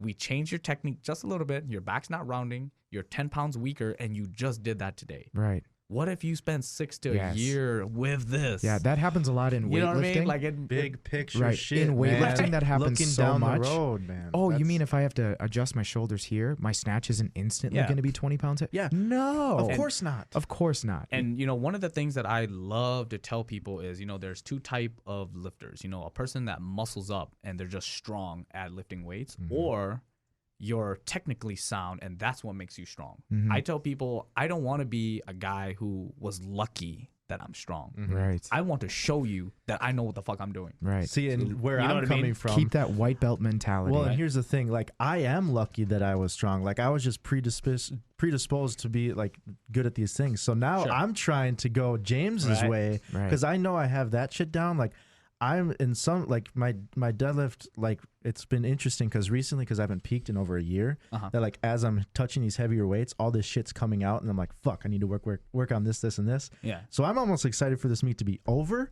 so I can pull back and get better at all this shit. Right. But It's funny so you say I'm. hypertrophy phases are my favorite. But I to am fix shit. The bodybuilding phase, right, man. right. So I'm trying to strive because, like, yeah, I'm strong with what I do, but I also realize and have the frame of mind of like, I'm strong and I'm doing this, and this still wrong. So if I can apply that technical aspect to everything, then There's a my 700 pound are- squat. Imagine, Dude, my right? limit, you know what I mean? I'm in that boat right Exactly. now. So I just had my meet 3 weeks ago. I went through 3 weeks of deload and GPP. So many thoughts have come in my head like, here's how I can fix my shit. I have a list I of am accessories. so ready. I already have a list of accessories that I'm going to implement Right. after my meet. I am so And it's ready like, to start. It's and that's what you have to be though. You have to be hungry and like and it's fun for me right now because I'm like, for one, this prep, I've only done like 5 weeks of actual prep and I'm already like hitting PRs like that I've had like lifetime PRs. So now I'm like, well, if I'm already doing that shit, imagine when I pull back, like rebuild everything, like I feel so much potential right now that it gets me super fired up. But like people, I feel like just get so used to just doing the same shit, they don't really look retroactively or at things that they could do better all the time. Right. They just think if I just do sets, reps, Right. I'm gonna get better. And there's so many people that think, let's say they're doing squats and let's say their form is bad and they know it's bad. Just do more squats, it'll make it better. Are you kidding me? Right. Just do more bad Fix your shit. technique, Yeah, right? exactly. Figure out why you can't sit a certain way, or maybe you need to high bar, maybe you need to change something. Or Yeah. maybe you just need to think about the lift in a different Right. way. Take a week off Yeah. and think. And you know, like for me, I tell people this is what you should do every year. Yeah. Okay. Every year you should take a step back and reassess your technique. Because every year for a whole year, what have you been doing? You've been lifting weights. There's no way you didn't gain any muscle. There's no way you Right. didn't lose any weight. There's no way you're not getting older and your metabolism is changing. There's no way like your career or the people that you hang out with didn't change the way that makes you who you are next year. Right. which means now your mind understands life in a different perspective, and you need to approach your technique in that new perspective. Yeah. Your body is different now. Maybe you need to loosen this up, or maybe you need to get more body work than you used to get done. And your leverages are different. Yeah, and I tell people, when you want to try to get to that next level, you got to start doing stuff that you've never done before. And what better way than to change your technique to make it feel more comfortable for you every year? Athletes really need to hear this, because if, let's say you're going through a growth spurt, every year your body is drastically different. You're going to have to relearn a squat. Exactly. Every single year. And you have to be willing to go back and relearn that squat so it's better. Yeah. And, you know, a lot of people, they always assume, like, once their technique looks good, you know what I mean, that's the end of the road. But, you know, that's why, like, you know, you guys hear, like, all the little dumb cues that I tell people when I'm spotting and loading. It's because, you know, I have this weird, almost kind of like photographic memory when I watch people lift in their techniques. It's almost as if, like, once I see you lift and I see these little tweaks that you do, I know exactly what to say to kind of give you that little boost for your next lift. You know, like, some people, they get so nervous, they might grip the bar a little off. And I just be like, hey, remember, rings. And then they'll literally, shift their hands right in the lift and then get the attempt that nobody else think that they can get, you know? And all of that really is just like, you know, you being super attentive to all the little details. And you've been there. Yeah, you had to learn that for yourself. And that's where the cue came from is, it works for me to remember rings. I'm going to apply that to you. Yeah. And you know, like, that's why, like, the experience, you know, as much as you are strong, as much as you feel like you are good at something, there's something about being under the bar, being under the weight at a different state, you know, in a different country, that puts a certain stress level on you that you have to know your stuff. Just turn around at the gym once. And you know how, like, a lot of people, when you get that gym PR, people are always like, yeah, man, it's gonna be great. I'm gonna have a great meet. But you're not going to use the same bar that you use at your gym. No. Different judges are going to be there. Different, you know, environmental stuff. Like I always say, like, you know, every meet brings their own demons, right? And if you're trying to compete at that international level, right, which is where we all try to go to, and when you're going to have different countries with different judges who want you to fail, that's where that concept comes from. These judges don't want you to have that lift. Exactly. So you have to show some dude that don't know what the hell you're saying that I know what the hell I'm doing, and you need to give me that white light, right? Exactly. But when you think about spending $3,000 to $4,000 on that's what I was gonna say. on a flight, you got so much to go invested. to Tokyo. Yeah. And then you think about all your training. You think about all the people that you've hung out with and trained with and all the equipment that you invested into. You know, maybe somewhere around $5,000 to $10,000 literally that year just to be, you know, in Dubai, you know, in November this year. Fucking day. And can you imagine how stressful that moment is? Like every squat, every lift, every warm up, you're thinking so much riding on $5,000. Right. This warm up, and then you rack. So when you become that stupid, what does your training dictate when you don't know what the hell you're doing anymore? Yeah. That's how good you got to get at your technique. Right. And just rely on your technique. Exactly. Because you're gonna have so much shit going on in your brain. What are the automatic things that are going to happen regardless? Yeah. And if you drive those habits into every day of training, if you treat every single day of training like you're in Dubai with $10,000 invested into everything, then when you're actually there, then you've already done it. You know what I mean? As close as you could. As close as you could. Right. Yep. And that's where every warm-up set counts. Even how you approach the bar counts, even if it is just 135 pounds. If you approach it the same way every single time, it becomes automatic. Yeah, and I don't think, you know, so this goes back to where I was saying, like, powerlifting is like a relationship, you know, and if powerlifting is like my wife right now, and squat, bench, and deadlift and my total are kind of like my kids, right? You know, you got to understand what each kid needs, because everybody approaches each lift differently. They might have a favorite. I always tell people you don't want to have a favorite, but no matter what we do, you're always going to have a favorite child or a favorite lift, right? Whatever, for me, it's whatever's feeling good at that time. Right. And when you approach that lift, you know, you're just going to think of it differently, you know, and if you can either be more confident or you're going to, you know, because there's sometimes people struggle with a certain lift and they overthink it. Right. I hate the bench. Right. Yeah. And I suck at the bench. Yeah. And so it's really good, you know, as like a coach or as a lifter to understand like what a squat does, what a bench does, what a deadlift does to you or to the individual. Because for me, you know, I have a huge deadlift in me one of these days. But the problem is, you know, because my squat keeps getting so high, I'm not used to maxing out on a squat and then benching, maxing out on my bench, and then attempt a deadlift that I think I can do. Right. Yeah. You know, when you're at that level where you're picking up 500-600 pounds, you can't just say I've trained and I'm gonna get it. Right. There's so much more involved, you know, like with your warm-ups, you know, like how many warm-ups do you need for the squat to not waste enough energy to get that squat that you need, Yeah. so So you have that- that third deadlift in you. Right. Yes. Exactly. There's so many like different factors that play. You know, now you got to start thinking about the way that you eat, Yeah. the way that you drink. And that's why You know, that's why it's sometimes crazy. it's funny when you see someone grind their third squat. It's like probably not going to hit the deadlift that you wanted Right. today. You know what I mean? Yeah, Just yeah, see, because same concept. yeah, right? nothing happens in a vacuum, and Yeah, so right. everything affects the other lifts. And Right. like the meat, I mean, the meat is the best example of that. But I mean, even in training in everyday life, like if you had a shitty day at work where maybe you didn't even like, maybe you're at a desk job and maybe it was just a stressful day. Maybe Right. your boss was just breathing down your neck. And then you go and try to have a really big lifting day. Well, you're mentally exhausted. Yeah, it's hard to hit Right. a PR snatch when you're tired. Right. Yeah. Right. Yeah. It's everything affects everything is what I like. And to say. James, what you've been saying this whole time is you also have to be willing to try something because, like you said, you're eventually going to have this big deadlift. Well, that means you have to do something different to get a different outcome, right? Exactly, right? Yeah, if you have to nothing be changes, nothing right. changes. And what's interesting is some person who maybe for their first time got a 315-pound deadlift and they're talking on some video about, here's how I did it.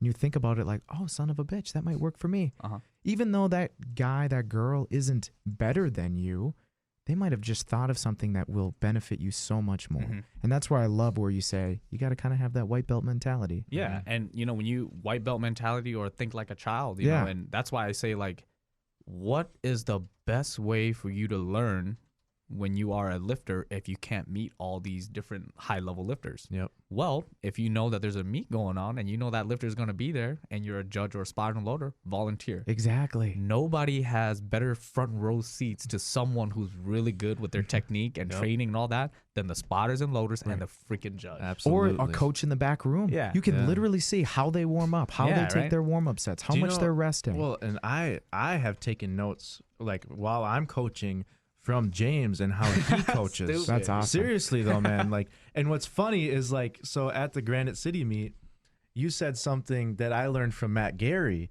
being back in the warm up room, and with him is like you came back with your, and there was like probably like 3 of your guys back there, whatever, and they're like kind of standing around. And he's like, no, you can't be nice in the warm up room. You got to be aggressive. You got to tell them what you get, what you Yeah. need, so that you can warm up. And that's something that I learned from Matt Gary, you know, a year and a half ago. And Yeah. it's like, it's cool when you see all these parallels and then you take notes from that, and then that makes you a better coach or athlete yourself. Yeah, and you know, a lot of the stuff, you know, honestly, when you think about like strength training, you know, a lot of it is like repetitive stuff, you know, but the problem is sometimes it doesn't matter how many times you hear it. It's when you listen to it that it matters. Yeah. Right. You know what I mean? If you're ready to hear it. Because I could talk I've been literally teaching like some of my friends what pulling the slack out of the bar is. Yep. You know how hard of a concept that is to understand? Yes. I swear, like even for Dude. me, I have a hard time understanding Yeah. that once it gets to a certain weight. Do you right? know how many different ways I've had to explain that to someone? Right. And like, You see what I'm saying? It totally depends on the person too. And then you say it, you might have told them 5 different ways, and then you say it a 6th way, and they're like, oh, okay. And I'm Yeah. like, bro, I've been trying to say this the whole fucking Yeah, time. well, you man." wouldn't Yeah, have had see? that 6th way of explaining it had you not gone through it yourself. Yeah. Yeah. Or just like seeing other people Exactly. do it. Yeah. Or listen even to other just people. explaining it like 5-6 different ways, and maybe that number 7 is the one that's gonna Right. actually catch on, right? Yeah. And I've been teaching people how to pull the slack out of one of my buddies. I've been teaching him how to pull the slack out of the bar for years, and I'm like, once you master this, your back pain and your deadlift are gonna shoot up like 50 something pounds, right? Yeah.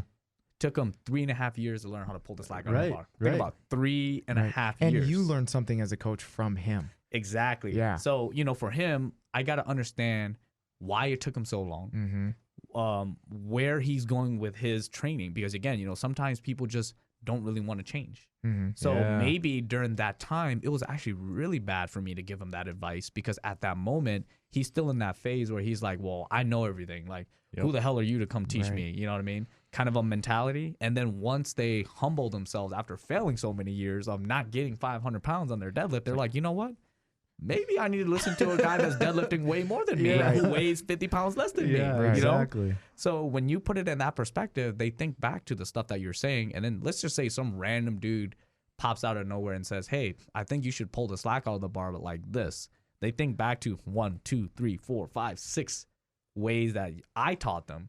And then that number 7 is just the cherry on top. And then boom, now they're pulling 550, 600. And how much better of an athlete and coach are you when you have to think of it in 6 different ways to try to explain it to them? Like, okay, how else can I explain this? Coaching and has then you made reflect me, on what you've done. Yeah, it's made me such a better athlete. Oh, yeah. Just because it makes you have to dissect everything, not only how you explain it, but how you think about it and how you apply it, because everyone's different, right? And you're kind of that gatekeeper to be like, okay, well, how do I express my knowledge so that they can digest it and apply it? Yeah. How do I get what's up here into there? Yeah. Right.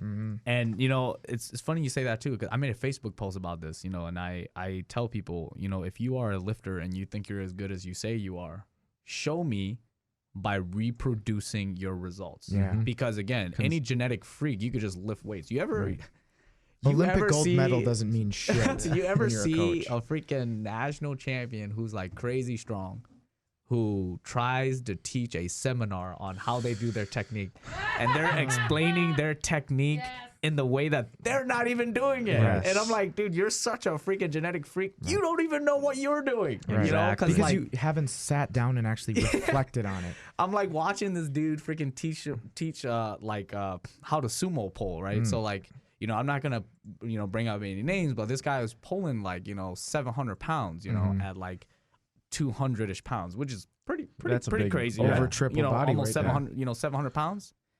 And this guy was teaching people how to sumo deadlift, and he was saying that you need to spread the floor apart when you sumo deadlift. And I'm like, how do you teach that when you don't do that? Right. You know how I know? Because I'm fucking really good at doing that. Right. So when I see your feet and I don't see no tension with your shoe, and I don't see the carpet freaking spreading out, and you're teaching these dudes how to spread the floor apart with your deadlift ankles seminar, are rolled in, and how does that work? Like, I'm sometimes like when I watch there's a these disconnect, people, man. there's a disconnect, right? That's why I'm like, you know, if you really want to take your game to the next level, you know, learn powerlifting, build a good foundation, and coach someone. Do yoga. Because when you coach someone, you can just tell how good someone is. Like you guys were saying, like, you know, Andrew, that was his first meet ever. Never powerlifted before. He just started training. Yep. But when you saw him, did he look like someone who's competing for the very first time? No. He didn't, right? You know why? Mainly because I knew who Andrew was kind of like on a deeper perspective. And I think as a coach, you have to understand that. Because in order for you to become better, what do you have to understand about yourself? I'm tight here. I like this lift better than I like that lift, or I don't like eating these foods and stuff like that, and that's what makes me strong. But what about someone who you don't have any idea with? You know, as a coach, you got to become a freaking personal trainer. You got to become like, you know, that's one of the reasons I became a massage therapist. Psychiatrist and a nutritionist and all this, and you got to be able to help them out in every aspect, you know. And when all you know how to do is coach someone, and I see you coach them, and you just hope for the best when you send your lifter out on the platform. I don't hear you screaming. I don't hear you giving any cues. I don't hear you like hyping them up. To me, I'm like, you have one aspect of what coaching is. Right. Okay, yeah, you gave them their warm-ups and you picked their numbers. And that's their programming. That's it. Great for you. Yeah, exactly. But, you know, it's kind of like, for me, I want a coach who makes me believe in him more than I believe in my ability to fail. And as a coach, if you could do that, if you can make your lifter believe in you more than they think that they're gonna fail, then you won. Yes. Because if I think that you could freaking pull, like, you know, some of the lifters that I coached at Open Equip Nationals, right? I had a guy who's never pulled 500 pounds in a meet ever, and he's been wanting to pull that for so long. And the previous meet that we did, he missed. I think he got like 490. And then we went for like 507. He missed that, right? So this time, you know, we were kind of rushed because, you know, equip meets, man, it's freaking crazy. You know, if you ever go to equip meet, and we're like rushing, and I'm helping out like 2 lifters at the same time on different platforms. So I'm like, boom, boom, boom, jumping like left and right, kind of like what I did at the state meet. And at the very end, I had a conversation with another handler, and they're like, hey, I think we should put like 501 for his third deadlift. And I'm like, well, I know him. Right. And I feel like 501 is a disrespect to the amount of work and technique that he's put in for the last 12 weeks in order to get this weight. And I feel like he could probably pull 520 today. But just because you're saying that 501 is safe and I'm thinking 520, let's go in the middle and go 512. Right. Yeah. And guess what he did? He smoked 512. There you Right. go. And I'm like, Shit, he if had he missed- 520. yeah, exactly, right? And I'm like, if I didn't know this guy the way that I know, because, you know, me and him, he'll call me and he'll talk about like his squats and his bench and his deadlift and about his work and about his relationship with his family and stuff like that and what he feels like he needs to do. And he takes all the foam rolling advices and stuff like that I give him. And I knew that if you do what I tell you to do, you're going to do what I think you can do, if not more than what I think you can do. Right. And that's exactly what he showed. And in order for you to become a great lifter, I think you got to first understand yourself and then try to project some of your results onto other people. And when they see the results, then that reaffirms how much you know your stuff. Right. Yeah. And coaching, it motivates you too. If you get one of your athletes to get a PR, crazy. you want that PR now too. Hell yeah. Fuck Yeah. yeah. And that's a piece that people miss out on when they Yes. don't think about coaching, or when, you know, when you're a good lifter and you just think because your genetics take you somewhere that it's going to Right. be good. No, I've seen high level athletes who win meets all the time who try to coach who suck. And I'm just Well, that's like, the thing, man. Is that's like all you're good at, man. You're Well, just good at lifting. I've talked about this before, but like great athletes don't necessarily make good coaches because, well, you have to look at why they're great. But like if people are super genetically gifted, they didn't have to dissect everything and look at every little aspect of every single lift. They're good fucking regardless. So the reason that they got good is partially, they put some work in, but they were good off the bat. Right. And if they try to apply that to everybody else, it's like they look at you and they're like, I don't know why you're not getting stronger. I did that and I got stronger. Right. But if you're someone who's had to dissect everything, like James, and you've looked at everything from all these different angles, then you can apply that to the athlete, and that makes a better coach. And I Yeah. think good coaches can also be made by mediocre athletes that had to grind That's to what get I'm saying. there. Yeah, that's what I'm saying. You could be, 50th in the country, but you were once 100th, and Right. you got to 50th. Yeah. Mm-hmm. You know, You have something to bring to the table. I tell a lot of people, you know, and I've had a lot of people come talk to me who don't power lift, but they coach a lot of power lifters, you know, and they'll come and have these conversations with me. And I tell them, you know, what makes a good power lifter is not the weight that they put on the bar. You know, I feel like what makes a great power lifter is like the kind of love that they have for the sport. And there's more than one aspect, which is the one aspect that everybody thinks, which is the lifting aspect, right? But I told them, you are a power lifter yourself. You're just not a competitive power lifter. Yep. Think about what the word power lifting means. It means you want to lift for power, which means you don't even have to be in the weight room to power lift. You know, powerlifting is more of a generic term to describe what we all do. An Olympic weightlifter is a powerlifter because what the frig is he trying to do? He's trying to become more powerful. Right. It's just a different move. Right. So when you think about that term, you know, you think about like a coach who's never powerlifted before or at a powerlifting meet, but he can freaking produce high level athletes all the time. Who am I as a competitive powerlifter to tell you that you don't powerlift? Yeah. Right. Because obviously you do. Yep. Because if you didn't, how do you produce these? Yeah, because they might be a sprinter or have been, right. or they have some reason to know how to get it out of you. You know, and that's why like I love A good you know, like businessman. martial arts too, right? You know, martial arts is all about like understanding yourself, understanding where your training and your ability to beat someone up takes you, right? Yeah. And you know, one of the things that I love about like Jet Li's like philosophy is where he breaks it down like, yeah, the first level of martial arts is you beating someone up and that person knows that you could beat him up. And that's it. So he fears you because of your physical abilities. You know, then he'll break it down like, you know, the second level where I don't even have to beat you up anymore to change the way that you think about what I do, you know? And then like he breaks it down to like the third level where the moment I talk to you, you already know you lost. Right. You don't even want to mess with me at all. And he's saying like, you know, these are like the different levels of what makes a martial artist great. You know, if you're so good at martial arts, you don't even have to fight someone. You should never have to. For them to know that they're going to lose already, you know? And I feel like, you know, you got to apply that same concept, you know, like of how deep you want to think about powerlifting. And if you only think of it as a hobby or something that you want to win as a national championship, I just can't be behind you. Right. I don't know. Like if you like me as a person, Right. and you want to hang out with me, you want to work out with me, or other lifters who freaking love this sport, you will not attract us if all you want to do is win that medal and all you talk shit about all these weaker lifters. You're just clout chasing, man. Yeah, right. And I'm just like, you know, how do I fall in love with a lifter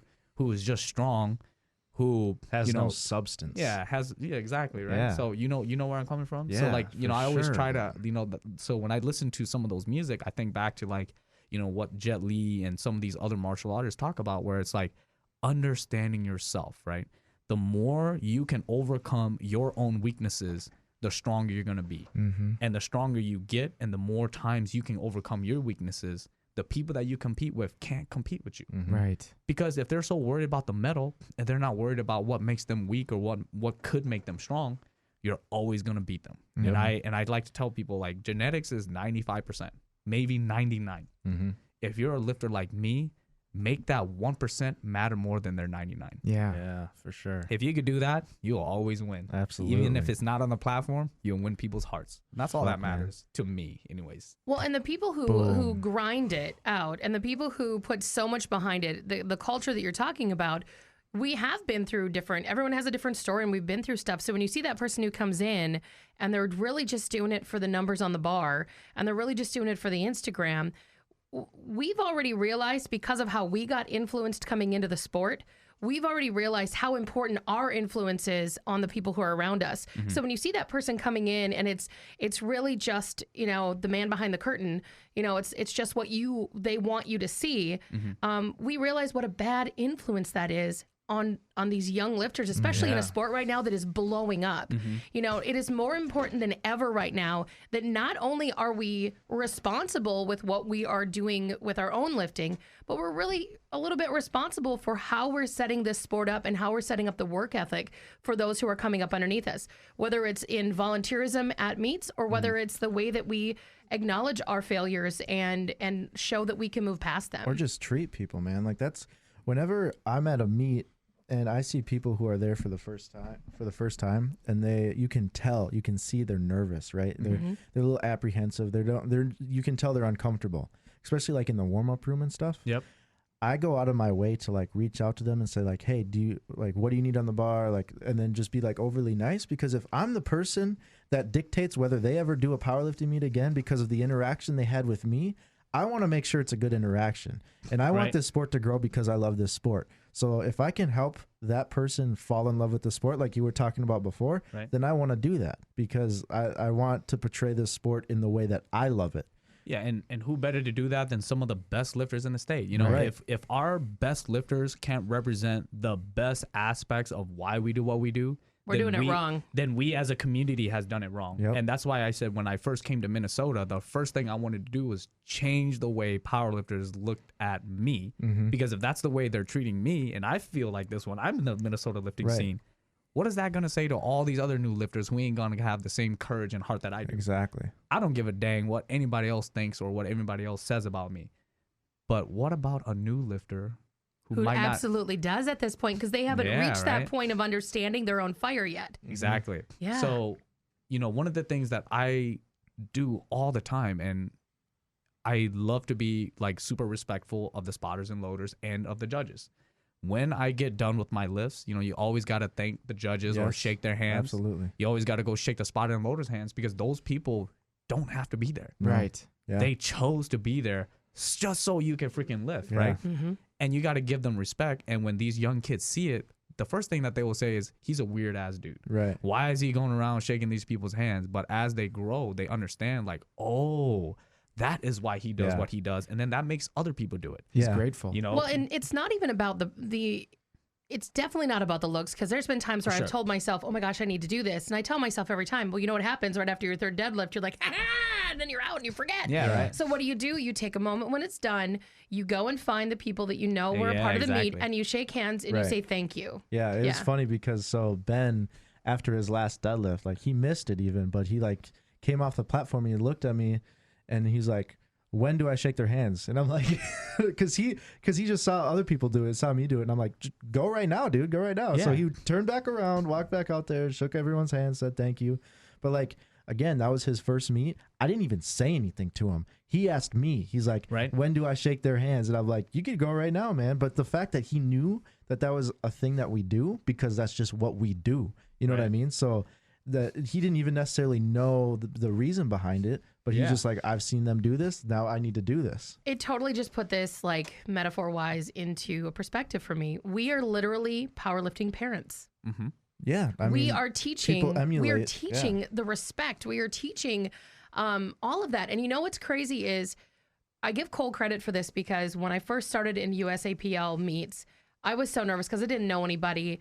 But being around him who knew people, I kind of started to get to know people. Mm-hmm. And then I remember saying to him, I go, you think I should volunteer to like help on this one? I think I did. I go, okay, I'll do it. And I remember going and announcing at, is it Noonan Barbell in Alexandria? Oh, nice. And I was so incredibly nervous because I'm new to the sport. There's a lot of things in the sport that I'm still learning. I don't have a clue about, but I'm learning. Mm-hmm. And I remember having Joe Warpea sitting right in front of me. And he was so cool. I mean, here's the guy that literally would make you pee your pants because you think he's literally going to let you up, right? Yeah, because he's the state chair. So I was like, oh, snap. Like, I don't want to look bad in front of this guy. You know? Right? I do that too. So I had been to other meets and the announcers were really quiet. So I'm thinking, oh, Lord, do these people know what's coming? So, or like, am I supposed to be quieter? Yeah, you know, like is that just the delicious dish on NPR? And I'm supposed to be like, okay, everybody, so the next lifter coming up is, here's my sweaty balls. Like, I didn't know. And I was like, okay, but he would turn around quiet. So he would turn around quietly and be like, hey, here's an idea. Because I didn't quite understand the cadence and the flow of how you're announcing, everything from so-and-so, and then you'd go so-and-so on deck, next person in the hole, or 2 out, or whatever it might be. And he was so cool about and he didn't do it loud. It was like that whole don't adjust someone's crown and let the world know thing. He would just kind of turn around and be like, hey, try it this way this time. And I'm like, oh, okay, cool. Everybody was amazing. I think that was the first time I met Anna. Mm-hmm, and then I had Joe in front of me. Again, so intimidating. And I was like, hi, Joe. I don't know what to say to you, but okay, thanks. But if I hadn't started somewhere, I would have never kind of caught the bug. And let's be real, you don't have to compete in a competition to get the I really want to compete again bug. Like just being in that atmosphere just hypes you up, you know? For me, honestly, because when I'm at a meet, I'm not watching the meet. So like for me, when I watch a meet and I'm able to kind of like, if I'm a coach, so like while my lifter's like in the back eating or hanging out, I'm able to go out and like, that's what gets me more fired up. You know what I mean? When I'm actually able to watch and see people, their passion and like them, like when you see someone hit a PR on the platform, like there's nothing better when you just see their face light up or how pumped up they get. So like I agree with that too, is like when you're actually there watching, it gets you fired up to do a meet too. Or what about when the lifter comes up and you can see it on their face that they're like, I didn't get that lift. And you see 3 white lights pop up. It is like this joyous, and you know exactly how they feel. You're like, I know, it's like your birthday and Christmas and everything all together, isn't it? It's pretty surreal actually. Yeah. You can also reverse that idea. You know how like you were saying, like you go watch like new lifters compete at a meet to kind of hype yourself up. Mm-hmm. I do the opposite sometimes, where if I know I have a meet coming up, I like to go spot and load a week before, because those meet jitters that you get before I'm a big living meet it right now, man. Oh my God, like it. I swear, like I be lifting weights in my dreams, you know what I mean? I'm like, man, I freaking bench press 500 pounds in my dream. And sometimes I'll wake up at like 2, 3 in the morning and I'm like so excited about that freaking lift that now I can no longer go to sleep. Yeah, you know what I mean? Because I'm just thinking about like man, I freaking do this all the time, but like I like to close my eyes a lot, like especially like before I lift, and I like to see like all the lights on me, like all the judges all around me. I can see the freaking chalk fly in the air, and everybody's like all shiny, and all these pictures like clack, clack, clack, clack, clack, clack, right? Yep. And I think about how insane that moment is, and I just can't go to sleep because I know what that moment is gonna be like. Visualization. So when I go spot and load, I let all of that out into all of these other people, and I'm like pouring my freaking energy to like all these new lifters because I have so much of it. Yep. I might as well just give it to them. Heck yeah, man. And when I let it all loose, like it calms me down and it gets me ready for my meet because I now release that energy. You had an output. And now I can finally put my lifting into perspective. Yeah. You guys ever see people when they open up their first opener squat and they're like vibrating and shaking? Yes. And then their second attempt is like, wow, that was so sexy. Yeah. Like, why was your opener so bad and then your second attempt so good? And I feel like it has a lot to do with that hidden energy that we hold for so long. Because, like, This is 2 weeks important. out. Yeah. It's 1 week out. It's 3 days away. It's freaking, I'm going to wait. And then you don't sleep the day before. Right. Like your coach always tells you, go to bed, go to bed, go to bed. Yep. And you can't sleep. Like Ladies of Iron, like even Kip was like, why are you still up? I'm like, I can't sleep. Like I couldn't have knocked myself out if I tried. I know. And it was funny because there were 3 other women from that meet who we were all messaging each other in the middle of the night on Instagram going, we can't sleep. I don't know what to do. Right. And because you're already, like, you're in the zone, like, you know what's coming. You're super excited about it. And at the same time, you're like, I have to sleep. This is why I can't sleep. Right. Like, it's that forced. Yeah, it's crazy. So even volunteering, like, it, you know, when everybody just seems to think like it's such a dumb task. Like, why would you want to spend 8 to 12 hours to help someone else, right?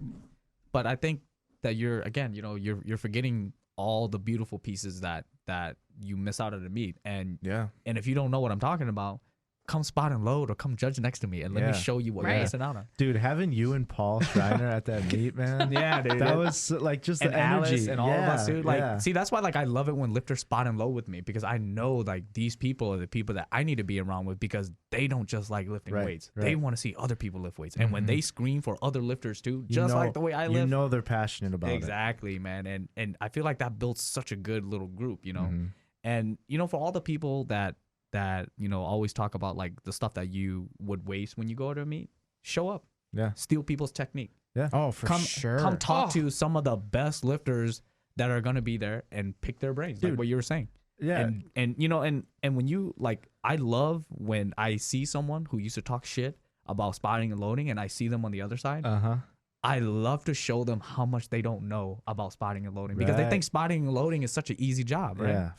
No, dude. But what happens when you show up, you know, and when we're spotting and loading, and I'm on the other side, because I know who you are. I'm gonna beat your ass every time we load this single bar, time, bro. The moment, like, honestly, like the moment the person is done lifting, and by the time the lights come up, the weight's already changed. If I'm that guy. So guess what happens when you're still waiting for the lights and you're the other guy that talks shit about spotting and loading, how we need to do all this?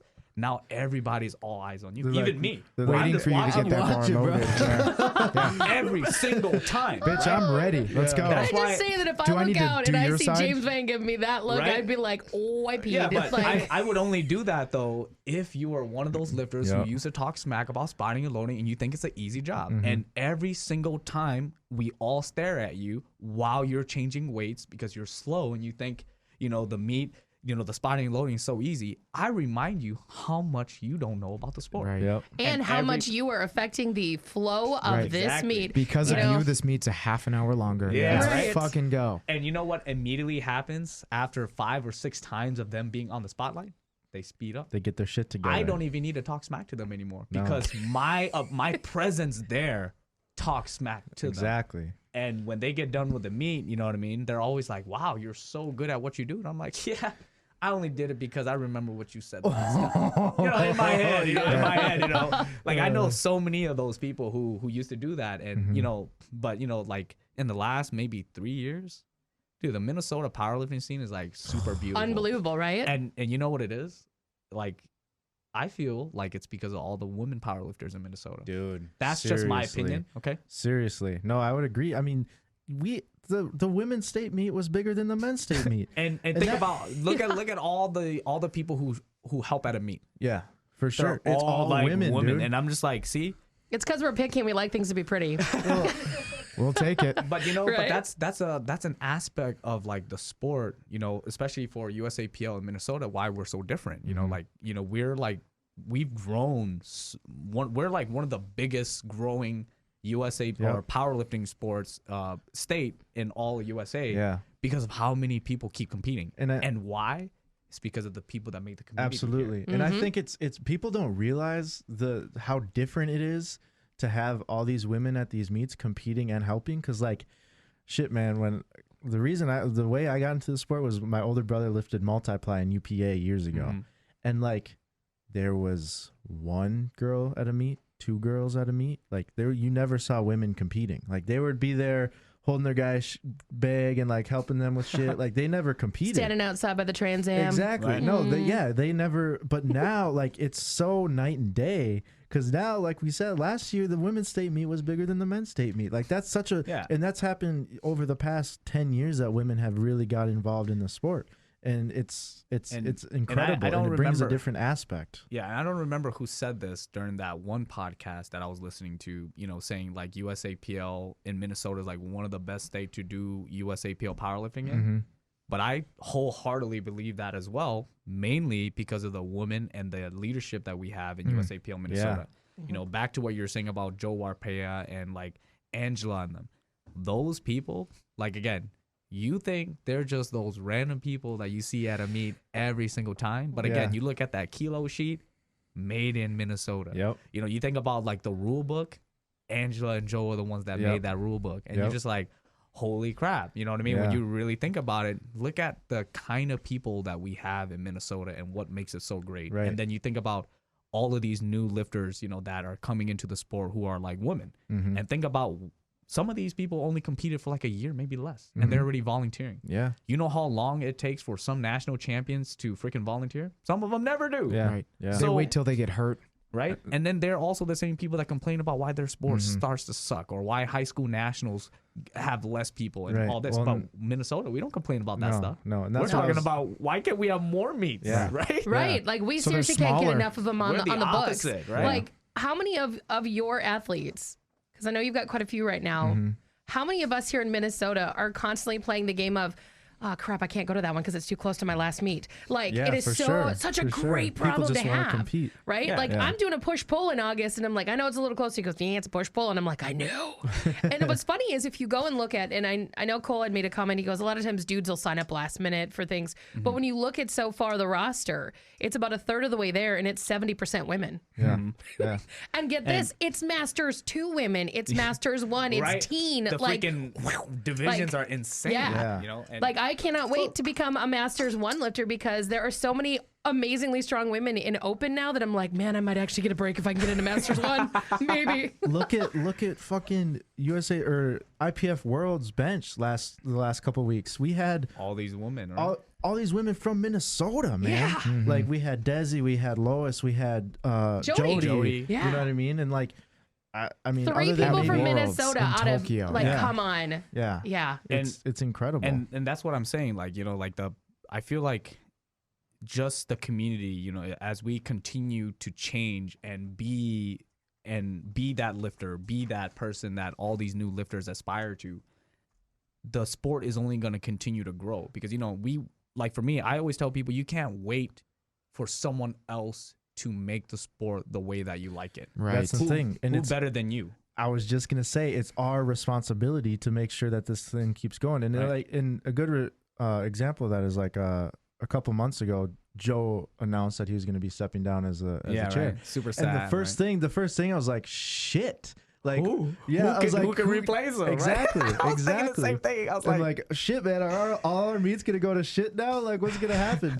But no, they're not, because we have people in the wings that can pick that up without stumbling at all and run with it. yeah, and and that's, if we continue. I mean, if we just make that a standard and make that, Oh, man, you I know was what I just mean, about to and say just like, this is just, like I said, this is just how we do shit.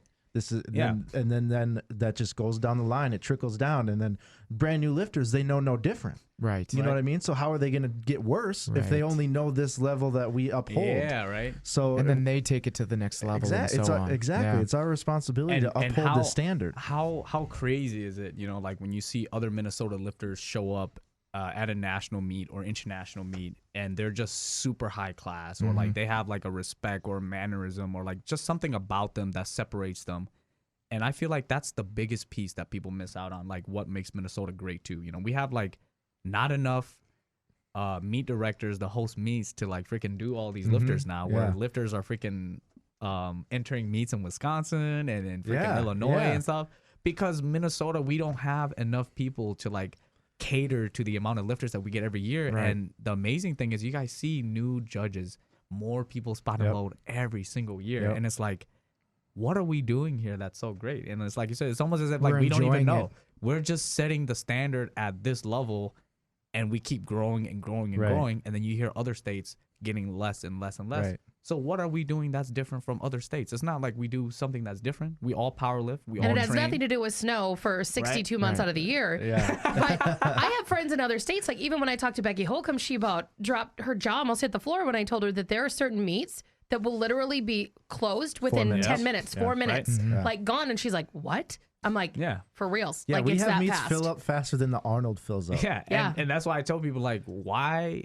See, what do I have to showcase? Right. Like, you know, as a lifter that's been competing in Minnesota for like 5 years, and I've already set a certain standard for myself as a high-level athlete, a high-level powerlifter in Minnesota. I don't need to prove myself anymore to lift unless it's for like a good reason, like to make people feel comfortable But when they're here's the competing thing for the first time. Here's the thing too, though, James. You still show up to those meets. Oh, yeah, You're for sure. there. But You're that's my point. supporting. They're not beneath Why do you. I need to compete when I can volunteer, when I can spot Exactly. and load? Because again, you know, how many times do, you know, other meet directors and other people complain about how they might not run a meet because they don't have enough judges, or they might not do this because they can't find anybody to spot and load. And then the meet director themselves got a spot. Or they got a spot and load. Yeah. Well, and We don't have remember that too, problem. you know, you need the spotters and loaders, and you need the refs, right? You need the scores judges. tables You and need all the the- scores tables. Then you add into who's going to help with check-in. Then you're going to be like, and usually, I think it was Ken who was actually doing the check-ins for weight and all that. Then you need someone who's in charge of, I don't know who specifically it usually is, who's in charge of like drug testing. Then you need people who are in general going to be there to help, like direct people around, make sure that people are fed. Check people in. like, Scores table. Scores table, Putting like, the next number in. you wanna talk- DJ. you wanna talk- Someone who's freaking speaking on the mic. Yeah. Yeah. just Hey, saying. you know, but I'll tell you one thing if you think it would be intimidating to be a judge or to be a spotter loader, try sitting down and being the person at the computer doing Putting the in scoring. numbers. Like Oh, when right. Cannon was sitting next to me, there was one point where, because sometimes that board will flip really fast, like when I would try to, you know, follow along. Well, he actually miskeyed because it's so easy to miskey, right? Yep. And so then we had to stop, and we were like, oh, and we know like everyone's like, "Rrr," and like the whole meet like stops for a second, and we're like, everyone's looking at us, like we're Right, trying right. to get it changed back, and the lifter's like, did I make it or not? And someone's over here going, hey, it's supposed to be this, and we're literally in this zone where it's like the Matrix, where the whole world around you, and you don't realize that every single position there deserves like the highest of fives when it's done, because it is our job to make that the best meet possible for that lifter. Kind of 'Cause they like you deserve came it. up and told me that don't say the weight for Lucas in pounds because he didn't know the conversion. So I just quit saying his weight attempt. Right. You know, I mean, that hearing was the something number I freaked him could out. do. Yeah. It was something I could Me do too. to help, you know. And now, granted, we can't always change everything for every lifter, but we try to be consistent. And the couple times that I've been able to announce, having people who are willing to understand that you're going to make a mistake, you're going to mess up, but nobody ever screams at you. Nobody gets mad at you. Sometimes you see more the unsportsmanlike stuff come out of coaches and lifters, but you won't like, and we had a moment at the Granite City meet where the kid got real mad when he missed, went around back and threw his belt. And I remember watching the judges, and they just sat there stoically, but they were watching this happen. And you could see exactly, on their right. face how they were like, that is not how we act. How we do shit. That's not how we do it. And it was really awesome to see that they didn't get mad. They didn't talk about it or anything, but you could just see stoically on their face as they watched. And That's the whole not how place we got do it. quiet. Well- That's not how we do it. Well, and do then you we know moved what's funny on. too is like you will never see anyone who has ever volunteered for a meet do anything like that. Nope. You can tell the people who Because have they volunteered, know. yeah, They know. because they know they're very respectful, and they carry themselves with pride, and they know that doing something like that literally affects the flow of the meet and affects And- the attitude and everything. And, you know, like whenever I spot and load or I volunteer at a meet, you know, I always tell people that, you know, especially if you got new people who's volunteering, or even if you don't, you know, it's always good to be on the same page. Yeah. Yep. So you guys notice when you guys were messing up with some of the computer stuff, because I'm one of those weird guys who already knows what's next on the bar, we don't have to wait for that. Right. I already told you guys, like, hey, this is what we're going to need. And they're like, oh, we don't see it on the board. I'm like, trust me. Right. We put it on the board. I was listening. And I kept telling people all the time, like, look, the number one thing that you got to understand about spotting and loading is you're there to spot and load. We're not there to freaking pay attention to the white lights. Watch we're your not own there, bobber, man. Yeah, we're not there to pay attention to, how everybody reacts. There's one thing that we always do no matter what as a spotter and loader. You're going to take off that freaking collar. So guess what? Freaking take off that collar. Stop waiting for the computer to tell you what you need to put on. And at least pull the change plates off and get ready. Yeah. See? So I tell people, imagine you're saving people 10 seconds per lift. 10 seconds per lift into a whole flight is like 30 minutes. 30 minutes times 3 flight of squats is an hour 30 minutes times bench times deadlift. That's 4 hours we save. 5 hours we save. Seriously. And not only do we save our own time, we save all these people who are like, man, I hate going to a powerlifting meet because it's like 10 hours. Well, this meet was only 4 hours, 5 hours. Right? That's why I make fun of the bench section. Even though I love bench, I'm always like, so everybody, I know you're excited to be here to watch the bench today. And it goes back to just, again, like a lot of people, they will get upset at some of their spotters for not being as fast or the computer's messing up, and I'm just like, just relax. We are all part of the same team. If you guys are messing up over there, just know we got it over here. We got and some if we're slack messing, over here. If we're messing up over here, I understand you guys are gonna have our backs when we need it. And that's one of the reasons why that meet went so smooth, and people didn't even know we were making mistakes. Right. Well, and we could also send those people to some other meets that actually don't run and don't have the computers like we do and everything else. Like, we could send them over there. I mean, my very first meet was a USPA meet, and the entire computer system went down halfway through it. And so we were like, who's next? I don't know what's happening. That was someone interesting. Needs to grab a piece of paper and jot shit down, and let's just keep it going. We'll get the computers later. But they didn't have what we had, where we have such a phenomenal system with Lifting Cast, where we have the TVs in the back where you can follow along live. Like, shoot, if you wanted to On as a your coach, phone. you could put it right on your That's phone. what I do. Yeah. That's what we were doing, and it helps so much. Unbelievable. And there are a lot of places you go to, they don't even have the white lights on the board. They have the old school flags. Yeah. Or a thumbs up. Or a thumbs up. Thumbs up. And it kind of goes back to what I'm saying about show me what else you do in your sport. It doesn't even have to be powerlifting. Show me what else you do that shows me that you are more than just a lifter or more than just a person that digs deep into this one thing. Because where do you think that lifting cast came from? I was just gonna say, from a freaking lifter. Right. He was from like, Minnesota. From Minnesota. and hey, we could do this better. Yeah. And nowadays, like, everybody wants me to be at their spotting and loading meets because I freaking save people 3, 4, 5 hours sometimes, right? And all it goes back to me being super efficient about my technique, about how I love the sport and how I want people to enjoy it. So if we can't make these parents enjoy the meet and we freaking keep them here way longer than they should, why are they going to want their kids to do They're this? going to discourage their kids. Right? Yeah. So, I think a lot of the lifters in Minnesota, like, we think deeply about why we love it, and we think deeply about what we can do to this sport to make it better. And that is the reason why freaking people just love, like, the state of Minnesota when you compete. We don't have that. We do have that competitiveness, where we are trying to be the best that we can to beat other people. Yeah, because look at how many high-level lifters we have here. Right. Yeah, but generally, it kind of goes back to, again, if you're a high-level lifter, you don't need to beat someone to showcase that. Just lift, you do well, and if you win, then that was your day. Absolutely. If you don't win, then guess what? You need to go back into the gym for the next 12 to 20 weeks and show me why you were stronger than him when you lost. Figure when that you shit out. Won, Yep. right? Yep. I just want you to know my new goal for Minnesota meets is I saw it from a USPA meet once down south, and now I really want it up here. It involves like actual like lighting and fog machines. Yeah, I want it so bad, you have no idea. But I'm like, my luck, I'd fog machine someone coming up for a deadlift to scare the hell out of them, then they'd miss their lift. So You crazy. like, yeah, Why no, not? but for reals, like I want fog machines so How about- bad. how Dim the about- lights. I have Let's an do idea. this.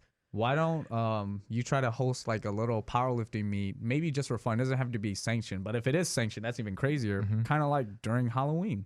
Yeah. Then you could just do What if it. it's like cosmic bowling, only it's like Black lights, but you get what I'm saying? everything. Yeah, black lights is dark. You can have fog and freaking like Right. these little animals or whatever hanging to the side, Heck watching yeah, us man. watch them lift as well. Yeah. Then you could throw your fogs. You could throw those lights. Yeah. You can have like that little ghost or whatever hanging on the side. You know, but if that's what you want, you could definitely do that. You For know? sure. Because for sure. again, you know, I think It encourages people to come and have fun. Yeah. And that's what you're about Exactly. so much. Yeah, dude, and that's why Minnesota, I think, is better, is we're not afraid to have fun here. You know, because winters suck. We got to do something. Right. dude. We got to We got a potluck next week. That's how much fun we're having. Right? Yeah. After no kidding. TCO, we're doing the potluck. I cannot wait to grill up some meat and do some Man, deadlifts. yeah, I wish I was there. Yeah, I was like, bro. oh, can I make it? Can I make it? I was like, what am I doing that day? I was like, oh crap, I'm out of town. The So- music gets pretty loud there too, bro. Yeah. So you'd be showing off some of your moves, man. Ooh, Oh my God, can you even, like, seriously think about it. Can you imagine with like his warrior music and then we have like the special lighting and like the fog and here comes James Vang in his gear coming out the side getting ready to come up for his first squat. Oh my guys God, are it would be crazy. amazing. Does a windmill and then picks up the bar. Yeah. Just fuck. Yeah, but you know, it again, you know, it all goes back to again, you know, you just expressing yourself, you know, and if you dance or if you freaking are an engineer or if you're like a person that does radio stuff, you know, and you're a What- coach, What can you do to apply yourself Yeah. and make this sport better? because you know, again, just don't think that lifting weights is everything that you're good at. And I feel like, you know, as young kids growing up, you know, they feel like maybe basketball or sports or football or I've some of these struggled things, with that big time. and they feel like if they That's can't my make identity. it, yeah, they Yeah. can't make it in that one sport, then they're trash, right? Yep. But what they don't understand is it's not the sport that makes you great; it's you that makes the sport great. So what can you do, and what can you bring to the table to make powerlift or not powerlifting, but like your sport great? And I always reflect back to myself. You know, everybody's always asking like, oh, what kind of sponsorships can I get, or what can I do, and all this stuff when you get to a certain level. But it's not even that. It's like, what can you give back to powerlifting? And it just so happens that if people see what you do and then they give you that, you know, that prize or that sponsorship, then and it goes to show you didn't do it because you wanted that shiny thing. You just did what you love, and other people saw that and they want to know, they want a piece of that pie. And if it so happens to be sponsors, if it so happens to be other coaches and stuff like that, then so be it. You had the most fun at your Olympic meet when you were having fun with other people. And when you won, That was a byproduct. there's a different joy to your victory versus if you were just like zoned in with your headphones and then you didn't give a damn about anybody. Right. I'm warming up. I'm going to be a dick to you. I'm weighing in first. Get out of my way because Right. you already know you're stronger than them. So why not bully them, right? Right. But there's a difference between winning and not having anybody behind you and winning and everybody's with And you. carrying them with you. I think yeah. that's an awesome way to end this That's thing, man. awesome. Seriously. Right. Yeah, that's fuck, dude. You just got me so I got a little hyped emotional, I'm not on going to lie. so many different But levels. know what I because have you guys to say, understand though? what I'm saying. though. Yeah. for we, sure. We didn't talk about training for 5 seconds. No, today. it's we have almo- so much more to talk about. I had a question. I was like, oh, we should talk about hypertrophy, and I'm like, Nah. we need to have him back. Oh yeah. That's Hey, what like we I need. said, I could come back and we can have another podcast, Hell and then yeah. like afterwards we can actually work out. we need lift. to. Well, we plan on doing a series of what we like to call the way too early Raw Nationals prediction show. And so, like, Elliot is going to be one of those. But what we want to do is talk about, like, who are some of these newbie up-and-comers that we're seeing that are potentially either already qualified or ready to qualify, like who to keep our eyes on. So we'd love to have you up for some of those, too, because I think yeah, for those sure. are the fun ones. And when we can reach out to more than one person, it's not always just those star names that are going to be going to nationals we have to worry about. You know, there's always somebody bubbling under that nobody really knows about yet. Yeah. And that's what we want to talk about. And that was me too when I first started. Yep. You know, Yeah. like the For first sure. powerlifting meet I ever went to. Again, it happens everywhere I go, and it's kind of a joke, but I like to joke about it. But I'm that random Asian guy that pops true. up That out of is true. nowhere. Because again, I am that guy. Like even Right. in Minnesota, like I was that one random Asian guy that kept coming to powerlifting meets, and then people were like, "Who are you?" And then all of a sudden, more Asians started coming Right. out, right? Yep. And you know, I was at my first national powerlifting meet, and I just kept hearing everybody look at like 2 or 3 other lifters, and then like, this guy is gonna win. This guy came second place. This guy has a good squat or whatever. This guy has this and this, and I'm just like, well, I don't even know what the hell I'm doing here. So I'm Right. just like, I just hope I don't miss weigh-ins. I hope Yeah, my yeah, coaches yeah. don't get mad at me. And then when we ended up, you know, actually competing, and I started squatting, people were like, whoa, where did this guy come from? Right? Right. And then after that, I benched, and they're like, whoa, who is this kid? Right. And then when I got done with my opening deadlift, I already won technically. So they're just like, wow, what an upset. Like this random Asian kid who like came they're out of almost nowhere. mad about it because they were like, what the hell is this? And it's funny because some of my teammates right now on the USA team used to be some of the people who coached the guys who used to compete against me. And they used to always talk about how they hate me, right? They're like, man, why can't we find some random dude we picked off the street, you know, to join our college team and then just end up winning nationals, you know? Right. And I told them, I'm like, well, what do you want me to do? You know, powerlifting to me is not just about this winning thing. It's like a way of life. So when I competed, I didn't care about winning or losing. It's just about the fun of it, the enjoyment of allowing people to judge you and then prove them wrong. Yeah, for sure. I love it. Well, shit. Thanks again, James. What's shout out your Instagram, all that stuff. Oh, that you want people yeah. to So, follow I you, mean, whatever. if you happen to listen to this podcast and you kind of like some of the things that I say, or just like me as a person, you know, feel free to follow me at HmongPowerlifter. I'm also a dancer. I'm also a motivational speaker, especially for like minority kids. I also coach, and I'm a massage therapist. So anything that involves health, I'm really big about that. So follow me on HmongPowerlifter. I have a YouTube channel called The HmongPowerlifter as well. I have, you know, beginning series for people who aren't even powerlifters, who just want to dab their feet into fitness. And then I have powerlifting content on there, motivational stuff. So feel free to check all that stuff out. And honestly, just save me as a friend on Facebook and message me every now and then. We have conversations just like the way we're having now. Absolutely. Just Thanks hit again, follow. man. The Coaches Collaboration Podcast. What do you mean you haven't subscribed yet? What the hell are you waiting for? Come on, y'all. The Coaches Collaboration Podcast is brought to you by Salutum Health and Performance. Take your full power potential to a new level. Online at salutumhp.com.